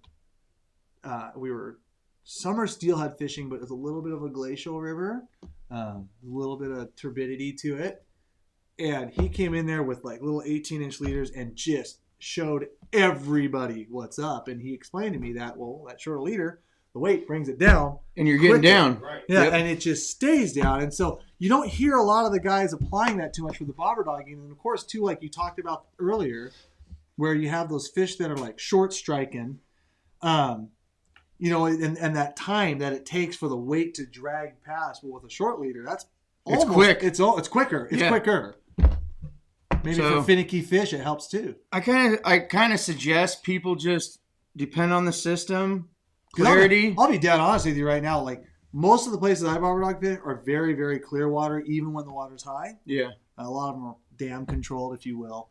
But I don't think I've ever bobber dogged anything shorter than something, what we would consider 2.5, 3 foot. Yeah. I'm learning something today too. Try something like If that. I run a single rig, I run it about 3 feet, 3.5 feet. Double rig, and what's funny is I've played with it a lot, and you can put that second one this far back. Yeah. And I've watched that back setup just clean house. Maybe it's triggers them. They're seeing them both closer together, and it triggers that bite. How often do you see that when you're running a double? How often do you see that front, not the end, but the front lure? Yeah, catch more fish than that back. A lot. You see that front catch more fish? Oh yeah, a lot.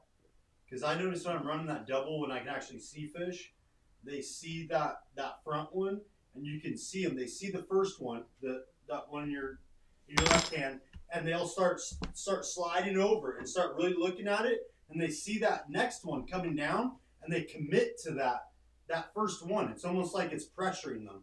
Like Yeah. They see one, and they see the They next just get one. all the stuff in their face. They just get all excited. Stuff. Yeah, and they grab that bead. Boom. I like it when you see those steelhead on fisheries where you can see them and stuff. I like when they see it come by and their fins go. Boom.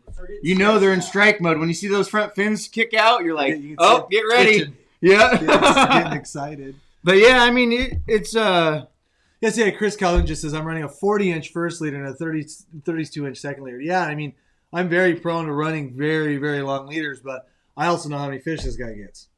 And I hate to say it, it's a freaking lot. It's a lot more than me.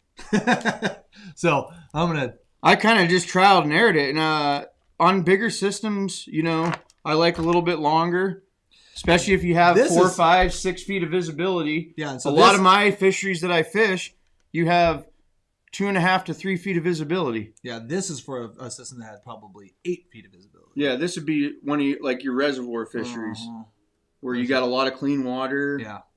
Yeah, I mean, that's 6 foot a leader there. I mean, these are threes tied in tandem here. And then, of course, too, what I'm doing there is this little tuft of yarn, guys. But honestly, Cameron, I don't think the leader length is more important as the size of your bead and the presentation speed. I don't think the leader length is the crucial. Let's talk about size of beads. I've seen that question. I know somebody else asked that question as well on a super chat. So we talked a little bit about leader length, but let's talk about elaborate size of beads. 42. I don't think you can. The way this bead game's gone, You're a big beater. Big beads, little beads. I had a hard time going to the big ones out of the gate. I'm thinking big, but being a bait fisherman most of my life before these things came out, that's like your perfect little egg cluster, isn't it? What is this, 20? Even a little big, but yeah, I mean, it's there. I mean, you're right. So I noticed that early morning, lower light conditions, darker days, these bigger beads, mop them up. If you're fishing the same stretches, definitely start sizing down after you've hooked a couple fish. Dude, I ain't gonna lie. When those big beads started coming out, I'm like, that is the most ridiculous BS I've ever seen. And then you start thinking about it. Steelhead will come up and just chomp that with reckless abandon. Yep. And you won't even think twice about fishing a freaking 5-inch, 6-inch worm. And then we're like, 20 golf ball size bead. And I'm just like, self-admitted, I'm just like, no way. Yeah, I was the same way. I was like, and now, yeah, I mean, guys like you guys, there's a lot of guys utilizing that. And it's not there's none of this stuff that we ever talk about is the end all catch all works Definitely all the time not. perfect. But there is a freaking time and place for them. And I have seen that now. And I eat crow on that every time because I made fun of those guys that fish those big beads. Could that bigger bead, though, be getting back to what we were just talking about the shorter leader, getting down faster? Correct. Like, especially in, high current or something where it's heavier, it's going to get down. And especially, that shorter leader, especially from the bank, I would highly suggest that shorter leader just to get yourself down in those shorter runs that you got. Oh, yeah. What if the reason why those big beads work so well is because they're bigger and they get down faster. Sorry. And you're fishing right away. Yeah. No, Boom. down. It's down there, boom, you're fishing. Yep. So, I mean, like I said again, time of day, pressure on a hole tells me when I need to start changing sizes. And I've started out mornings, 20 millimeter, You hook 6, 7 fish. Next thing you know, light kind of hits water. Maybe a couple boats went over the hole. Shuts off. You know there's other fish there. You know the hole. Definitely size down. Go all the way down to. I would call that a 10 millimeter, wouldn't it? Yeah. And a lot of times I run my bigger bead on the front and my smaller bead on the trailer. Let's show you guys here to compare. Sight cam there, buddy.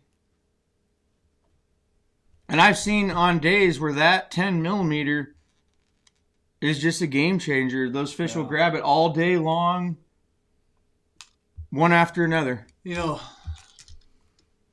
It's amazing how many times like this setup here, I run a bait of eggs, and then I run a 10 behind it, and I mean it just seems like 80% of the time I'm putting that bait just to put some scent in the water or just to do something. What did I call it the other day?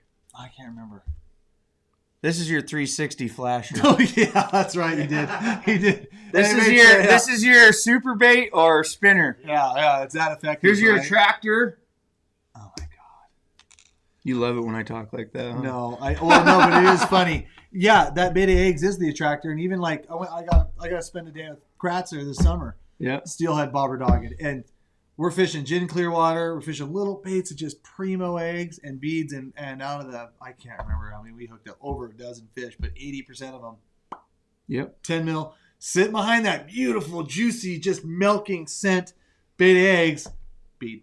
Yep. Gulp. Every time.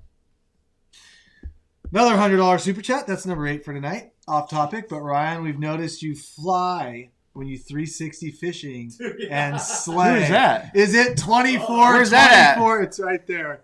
It's 20. Is it 24? Go fast.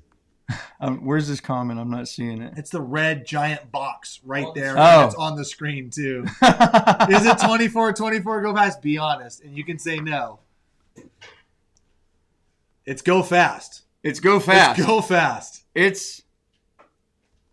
You need. Oh wait, you probably don't. So the joke is, you probably don't know this. Marlon's always just like, whenever we have our 360 topic discussion, he's just 24, go fast, and I'm like, no, that's not what it is. It's adjust your leader lengths, adjust your flasher bumpers to the speed of your Again, boat I'm gonna that say you're catching we can fish. shorten them up a little bit if you want. You tell whatever you want to tell. 22, go fast. Uh-oh. He's going to change it on us now. I guarantee you, he catches a lot. So you might wanna, I've been doing the 360 game since it's inception. well before short bus, pro troll, hotspot flashers back in the day, fishing Canada, Puget Sound. And I can tell you one thing that I learned from fishing saltwater is when you're not getting bit, I speed up until I get bit. So on slow days, he's trolling like a tuna speed. And you will see me like mocking past people doing double speed. And I always joke. I don't know how his kicker still lasts because it's just the whole time. Keep that carbon cleared out of him. That's right. Yeah, you don't have to worry about no idle there. Thank you, Brady, for the super chat. We'll talk. Hey, Brady, we'll talk, buddy. Don't think you have to throw out $100 super chats to ask the question. We appreciate it, bud. Mark B. Fishy, $20 super chat. Thank you very much. Leave a comment next time. We'll be happy to answer it. We appreciate the super chat again. Okay. This is a fun live This is a stream. fun live. We should introduce some more comedy into these live streams. You got any more giveaways? I do have one more, but we're going to wait on that. So let's talk. What's that? I do have to find one comment that probably Was posting worthy? Yeah. Oh, God. This better be good. No. Cameron. Sal, Burgundy, like get out of Ron here. Shut Burgundy. up. You just read the teleprompter. I'm not. No. I'm never going to do that again. Love Ever. the 19 millimeter WFO cluster beads. Cluster beads. Oh, yeah. Cluster beads. I mean, do you do any other artificial stuff? What about a pink worm? Oh, yeah. Which is what I really wanted to get to tonight. I love the bite on the worms. I mean, it's Dogging them? dogging them. It's funny how they grab those worms. It's almost like a plug bite sometimes. They just rip on them. Yeah. They just want something big and Sometimes, especially on those native fisheries, they'll grab those worms and just hammer them. How do you rig a worm for dragging for a bobber dog? Are you one of the guys? Do you just pin it? Do you bring it through and float it? Do you wacky rig it? Do you have any I pin it through and then put a small corky in front of it, give a little bit more buoyancy to it. Gotcha. So it's just pinned in the worm. Then you don't like pull it through and let it dangle. You got some. They're all on jig heads. I mean, it's on a jig head, but it's basically I want my hook to come out here. The hook's in the worm. Yep. Okay, you're not a dangler. Instead of that jig head, I'd put a small float. Okay. Okay. I was curious on that. I'm a dangler, but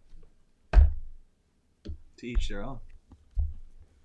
What about color of beads? Let's see what we can get out of it. Let's talk. Since we got high water situation, get to the river. I don't know. I got your box here. I'm thinking I'm gonna try some of these this year. Let's think though. Water visibilities. Let's start 1.5 feet. Let's just call it barely fishable steelhead green. Probably it's still in that siltish phase versus 8 foot of vis. Where do you start? Where do you go? Cerise, and dirty. You're a cerise guy and dirty. So that'd be something like these guys here. Yeah, even a little bit. Half second. Yep. Cerises? Not seeing it. Not seeing it. Not seeing it in your box. Oh, wow. I need it. Oh, I guess I got to tell the wife I got to go fishing gear. You definitely need more beads. Marlon's got a couple boxes. I got a whole bunch. Let's see what you got. What about something like this? Give me some of them. Give me some. There you go. Oh, like No, that's some bubble There's gum. like dust over here. There you go. That should be like modeled. They don't see these, so we're just going to take these out just to give you guys a color. That's a good. Well, right there, that color right there. Oh, okay. I know what you're talking about now. There's Brad beads. Something like that. And you like the model. Turn the side cam on for a minute. And you like modeled beads. Modeled or just that straight colors. Definitely in dirty water. That's a go-to right there. You know, it's in the plug world, you know, the Dr. Death plug is pretty tough to beat anywhere you go. That metallic-y, purple, pinkish color is just something that gets them to go. I do like the modeled. It seems like you got some good contrast there, maybe, or something. You know, let's be mimic an egg that's been in the water. Yeah, and let's be honest. A lot of the beads out there, half the beads out there are modeled to where it's like, okay, they probably are. Yeah. That's the trick from back in the day in painting them. Was everybody just got What about like something like that? Oh, I like that. A little nail polish. That bead right I there. know. I knew I was going to get you going on that. Clint bead just. right there, just all over the place. And that bead Charles right there, only guys, fishes. You show that. No. I actually have been fishing. Side cam again. But I will say that There's a bead cerise. catches fish everywhere.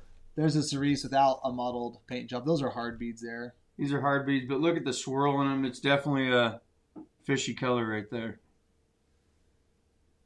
More into the cerise guy. Okay, so clear water. Clear water. Clear water. What would you call this one here? Like a natural orange. Kind of a roe color. Yeah. Like a natural or a... Pearl pink. It's a pretty tough color to... Right there. Yeah, that's kind of my clear setups there. So I'd say I probably goes from that cerise and those bright fluorescents to then those oranges and then like the clearest of the clear, that light pink would be my kind of throwing it down. What about yours? Do you ever use those real light clear pinks? Oh yeah. You know, it's funny because like when it comes to like bead colors, I really like a lot of times I like a flesh colored bead in clean water. Amber alert. Oh, we're switching sides back again. Huh? I use that clear pink bead in dirty water too. This one? You know what's funny about that clear pink bead? Like I'm not a very big bead color guy. More like Presentation, right? But I've seen like in one of the very few situations where I've seen color, like you can fish any color in the world and they will not get bit, and then you put that little light clear pink in a clear water situation and it will just get freaking taken over and over and over again. The worst get in dark water too. Okay? Yeah, you think that you can't right. see it. And you know, I can say honestly I probably have done very little fishing in that one in dark water. Truth be told, this is one of my little favorites. I love that one. I'll show people it because I'm feeling generous tonight. And one of my favorite Clearwater ones is this little guy right here. Not a lot of people fish it. It's kind of an oddball. Absolutely little stunner. It's a incognito. But man, in a clear water situation when a lot of guys are throwing beads, pressure's on. That's one of my go-tos. Got the clear pink. What was that? Freaking jamming here. Yeah. So double bead setup, double worm setup, baits, eggs, shrimp. Anything else crazy? Bobber dog before troll? You should see the text. No, I don't want to. Good one, Chris. Nice, Chris. We want to add anything you want to add to stuff you drag around behind the old bobber dog floats here, and then we're gonna do. I mean, for me, I just love bobber dog. You can use it for steelhead, kings. I've seen it in the comments so many times. Darn, next week maybe then. Yeah. Have them. I mean, one thing I've done in Washington State, and I know they do it a lot in Alaska now, is bobber dog and spin and glow and eggs for Chinook. Slowing them down. And I run little tiny micro spin and glows. And it's just something slows it down and gives it a little bit of attraction and works really good for Chinook. Yeah, I've been hearing some. I mean, it's not bobber dogging, but even going up to Alaska and what those guys are doing. So, I mean, that's what we're doing. But we're doing bobber dogging with a float that's this big and a slinky that's that long. Yeah. With like 10 not BBs, I'll call them marbles in there, and just slowing that thing down and letting that bobber just pound and work. And then the Chinooks come up and eat the bobbers. It's crazy. Only in Alaska. Yeah, only in Alaska. Yeah, that's true. That's true. You got smarter fish down Do here. some center pin fishing already. You do any of that? You done that yet? Have you Um, tried that yet? No. Oh, did you guys do that when you? Well, the look on Marlon's face was like the most like. Turn on the Marlin cam. He literally. That was the most like disgusting. Like, no. Oh God. Serious? I keep threatening like we need to go up and do an episode on some like just banging spot, some trip somewhere. Yeah. And where like I think like a group of us just need to like center pin fish and we don't get to do anything else and just to watch the comedy air. Just have fun. Definitely, just have fun and just give Well, each me other and you crap. have already been plotting some special raft adventures. Yes, yes. Yeah, we got plenty of time to do that now. You know. Love all the bead flossing or bobber flossing by people who are jealous that their flies haven't hooked a fish in 3 years.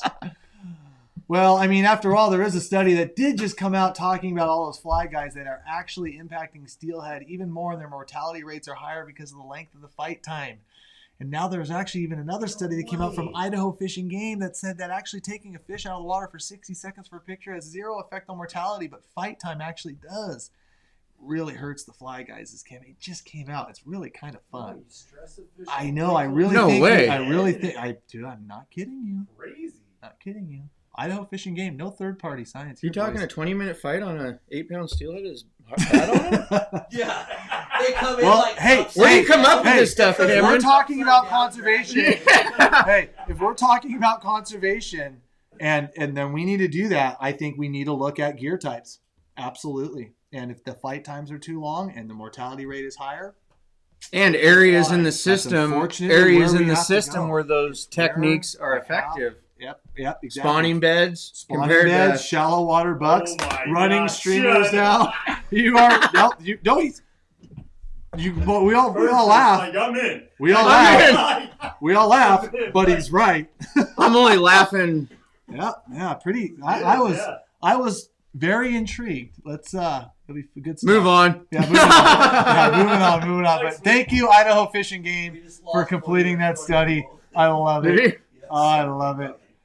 I love Nap it. time? All right, super chat. Okay, you know what? Okay, this is what we are going to talk about next week. 499 super chat. Next week we should talk about fish species, migration patterns, water levels pushing fish.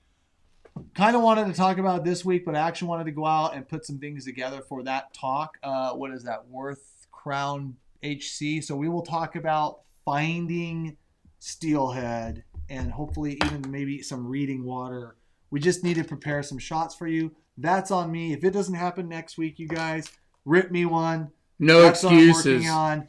It's going to be cool. I got some ideas for that. There you go. Thank you for the super chat. We almost did it this week, but I wasn't ready.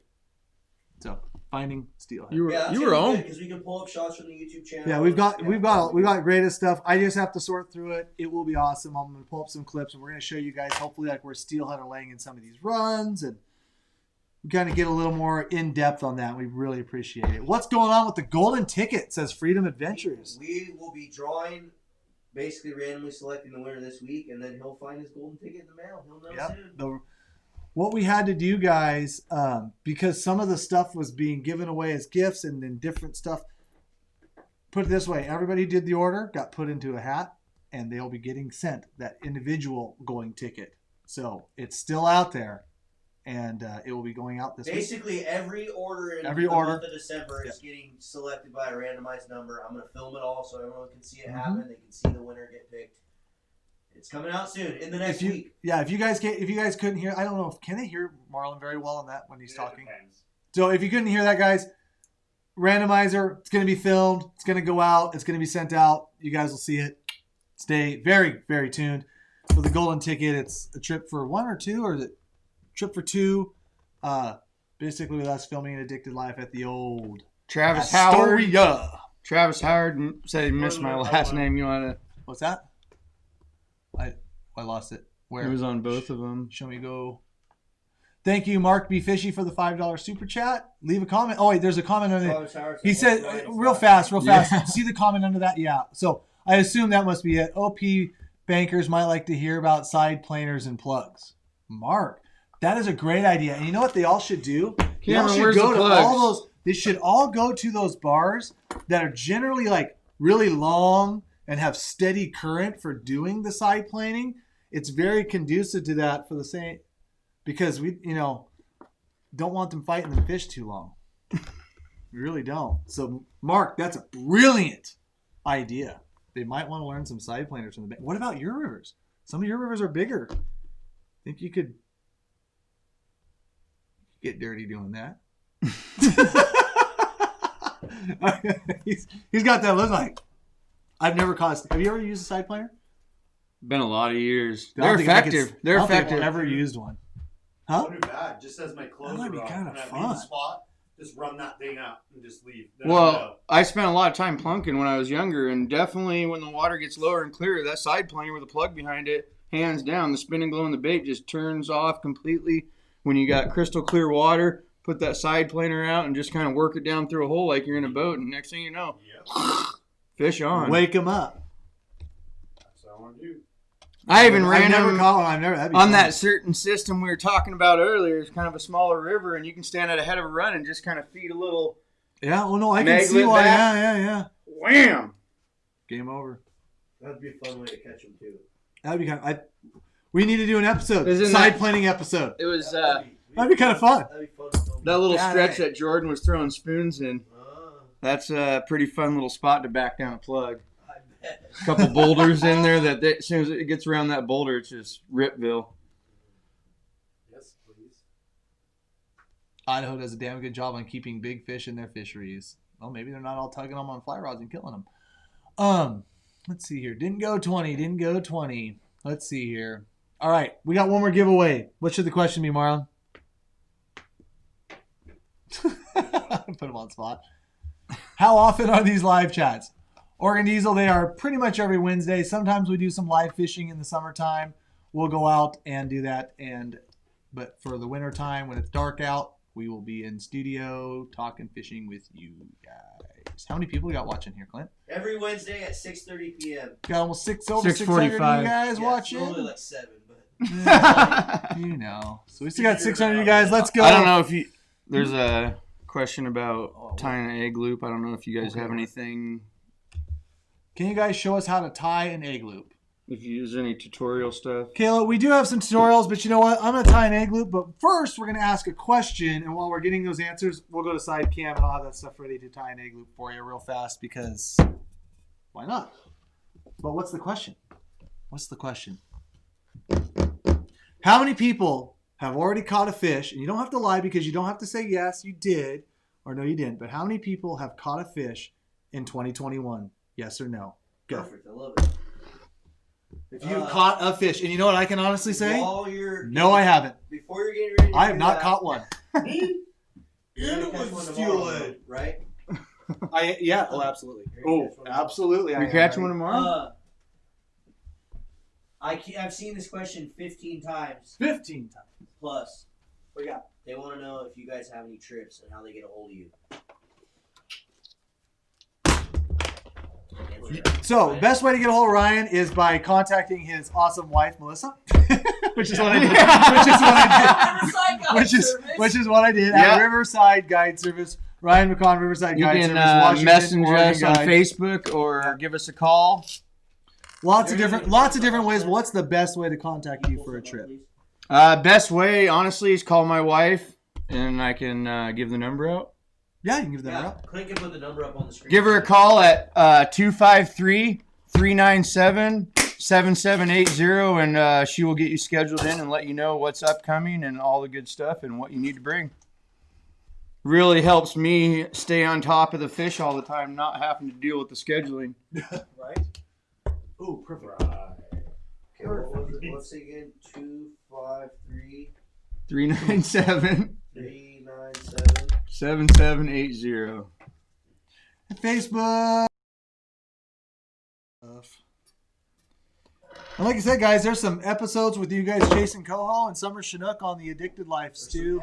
There's some epic. You guys catch like a 34 pounder in one of them or something like that. You guys caught a monster. Oh, there's the number. And on the Facebook page too, Riverside Guides. Marlon, you coming back to do a little more action? Yes. Yeah, we got to do that again for sure. You got to go on the 7th this year. I'm coming. This time I'm in. I don't care whenever we do it. Whenever Ryan says. Probably should wait. We'll see what numbers are and Yeah. stuff, and maybe a little bit later in the month so we can get on those other fish that we talked about. Yeah, that'd be fun. So we'll see how it goes, see what the numbers are. What other fish? Smallies? Man, my tail broke off. Let's go to side cam real fast so I can show Kayla and Igloo. And then we're gonna answer. It seems side cam. It seems to be the thing if you're standing back here. I just. Yeah, there you go. Clint's got your Facebook page pulled up, I think. Yeah. It was up for the. Oh, that's up. Okay, cool. Kayla, Igloo, real fast. And I'm gonna use a piece of Dacron line so you can see it. And I've got just a salmon hook right here. So what we're gonna do? You want to cut a length of line because to do the egg loop the way I do it, you need both ends. What you're gonna do is you run one end through the line and you hold it about an inch past, and you squeeze that against the shank. Oops. See how I'm holding that? Then I'm going to grab this main line and I'm going to wrap about 8 times around the shank. It's going to hold like this. Then I'm going to grab that tag in, and this is the real important part. I'm going to run it back through the eye. Oops, this Dacron's a little tough. Hold on. It's like 50 out. Hold on. Hold the phone, folks. Oh, Lord. Doesn't cut with a damn. Hold the phone. Hold the phone. Trying to make this as quick as I can, and it's not working. Really? Dacron? I know. Well, I'm trying. Well, it's the only way they can see. It's the only way they can see. It's like the most difficult one to tie an egg loop. It is. But it's the only way they can see it. So shut up. Then I'm going to take the other end of the line, and I'm going to push it through the eye. Thanks, man. But I'm only going to go and I'm only going to let that hang out a little bit.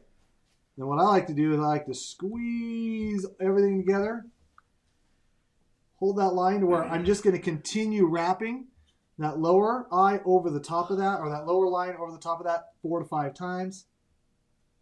And then I'm just going to pull that tag in all the way down. And you guys, honestly, on our Addicted Fishing YouTube, you can check it out. Pull it tight. Boom. Super clean. Egg loop right there. That will catch a sturgeon.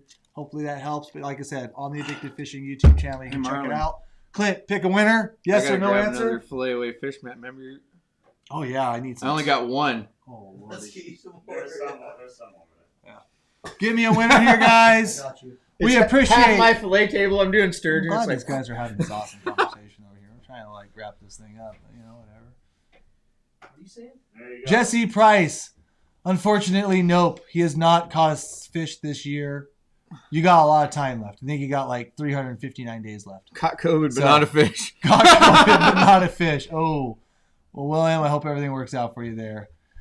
Jesse Price, please email orders@addicted.fishing and tell us what you won. What you won: a twitching jig, a pack of jig heads, and a Addicted Sink It series jig. Boom. Nice little prize pack for you.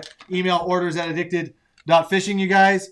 Next week, finding steelhead. Go to Oh wait. Oh, we got pictures. We got pictures. Shit. Why didn't you tell me before I gave away last? I actually remember to do the prize pack. We got pictures. Let's see them. Go. Okay, well, this is First, a super chat. Who is headed to Michigan next month? I'm ready with all the beer and extra help I can, and a camera and drone if needed. Cheers, boys. Wes. I know I'm headed there. I know Marlon's headed there. I think Jordan's heading there. Why do you give me that look? We're all headed there. Yeah, I don't know how many we're taking. Wes, message us. It all depends on what the guide says. I haven't figured it out yet. Yeah, message us, Wes. And yeah, we're still putting that all together. Appreciate it. Appreciate the super chat. Who do we got? No name. A no name. But damn, that's a nice fish. That's what they look like. That's what they look like. They don't have sharp scoots that cut the hell out of your Nah, hands. no gloves required to other hold stuff. those. Who's this? This is Braden with the birthday fish. Braden with the birthday fish. That's a Nice. nice fish. With the Addicted hat, too. Beautiful. Well, happy birthday, dude. Happy birthday, man. Where's that lake? I need to know where that lake's at. Got the road right next to it. Oh, damn. No name. Blinger. Steelhead. Holy smokes. No name. Include your names, guys. Let's see what else you got. Jody. Jody. That's bigger bass than anything I got. Yeah. Nice job, Jody. I can't wait for summer already. I'm over winter. Joshua. Ooh, Joshua with the yo there. Nice coho there, man. What do we got? Joshua. Oh, Joshua, look at that. Oh, that looks like an Addicted worm jig head and a, what color that? Would that be a Sloppy Smith right there? Mm. Nope, those don't work. Nice. Very nice fish. Justin. Sluncher steelhead. Look at that thing. Mean Look at that buck. jaw. Look at that lower. Mean old Look buck. at the tip on his jaw. You know they're big when they get that. Yeah. They get that hook. Just, Yeah, that's nice. that's a stud fish. Mark. The water looks high, too. Mark with a couple, the nice limit there, eh? This is Matt. Matt, Blinger steelhead. Nice winner. I need it. Okay, I'm stop. Is there any sturgeon? Here, you want one? Yeah. Oh, we seen her with that steelhead before. Yeah. Damn nice one. Oh, how do you say that name? Ramato? No. Renee? Renee. Renee? Not, yeah, I can't see it. It's too small text. Nice fish either That was way. the one you said you had no name for. Ryan Roberts with a nice batch of surf perch. Same shit. Hells yeah, we need to do more of that too. Gosh, we always need to do more of this stuff. Tanner. Holy cow. That's okay. COVID absolutely screwed us. I had a planned trip last week, April. I was going to California to rip on those. Nice striper there. What is that, like 25 pounds? I don't know, but I want to catch it. Yeah, Dude, that's I a don't fatty. care. Look at that thing. Hell or high water or COVID. I'm pretty sure that guy's in not California. Yeah, well, I'm just saying, like, It's like I was going to go to California to get I it was gonna done. say. But regardless, like, come hell or high water or COVID So- too, we're going. Last year when you left and on the Southern Oregon series and you went home, Yeah. and we went to the coast and fished. The same day that we floated an upper stretch of a river to catch steelhead, a bunch of guys floated the lower stretch and smashed the striper that time of year. So Like, we not our guys filming it. no. Oh, just I'm like, dudes where that was we- that in the No, episodes? just dudes we talked to. Oh no. So that's when we need to. So that's like, that was like February. February. It's the spring. They come into spawn. Spring, early pre-spawn. Hell or high water or COVID the second, I'm going striper fishing. I'm catching a freaking striper I this year. want. Yeah, it's bad. on Catching a damn striper this year. What we got? Tori. Tori. Cokes? Rainbows? I can't tell. Look like What else? sockeye. Little Cokes? Sockeye? Oh, sockeye, yeah. That's it. No. Sockeye. When do you think the first spring Chinook's gonna get caught? If you think about it, All this water? I mean, if things don't completely blow out in 3 weeks, I want to see the January one. Every year it gets so close. You see like a February 3rd. you hear about one, but you always hear you'll see- rumor about the one, rumors like, start, but third then, week. You're like, yeah, well, where's yeah. the picture? Yeah. You always hear about it. Then some guy wants to be funny and he drops a picture. But you And then it's know not where the first true. one's coming from. Oh yeah. Every year, huh? If it's not blown out. Yeah. Yeah, you think about that. It's 3 weeks. Spring Chinook season. Well, I don't think it's going to technically be could blown out. Our 3 temperatures look like they're going to start dropping in the upcoming weeks, and maybe that snow level will Perfect. lower and get the rivers in shape, and we'll Perfect. start having fun. Perfect. I hope so. All right, guys. Thank you so much for all the super chats tonight. Greatly appreciate it. Don't forget those Costco kits. The last few remaining are there at your Costco, and of course on our website, addicted.fishing. We got lots of cool new Mustad products and other fishing gear to sell you guys that we can check out. And because, let's be honest, it's going to be really hard to get these day and age. Thank you so much, Ryan, for coming in, substituting tonight. Yeah. Do it again. If you guys like Ryan, shoot us a message. We'll get him out here a bunch more. We're going to be doing a lot of filming with you this year. Thank you for coming in. Yeah, no problem. Awesome. Glad talking with everybody. Some good information. I learned shit tonight too. You know, I try to teach you. Learn it. Hey. I'm unteachable. How many years? I'm unteachable. How many bud. years did it take you to come to the dark side with me?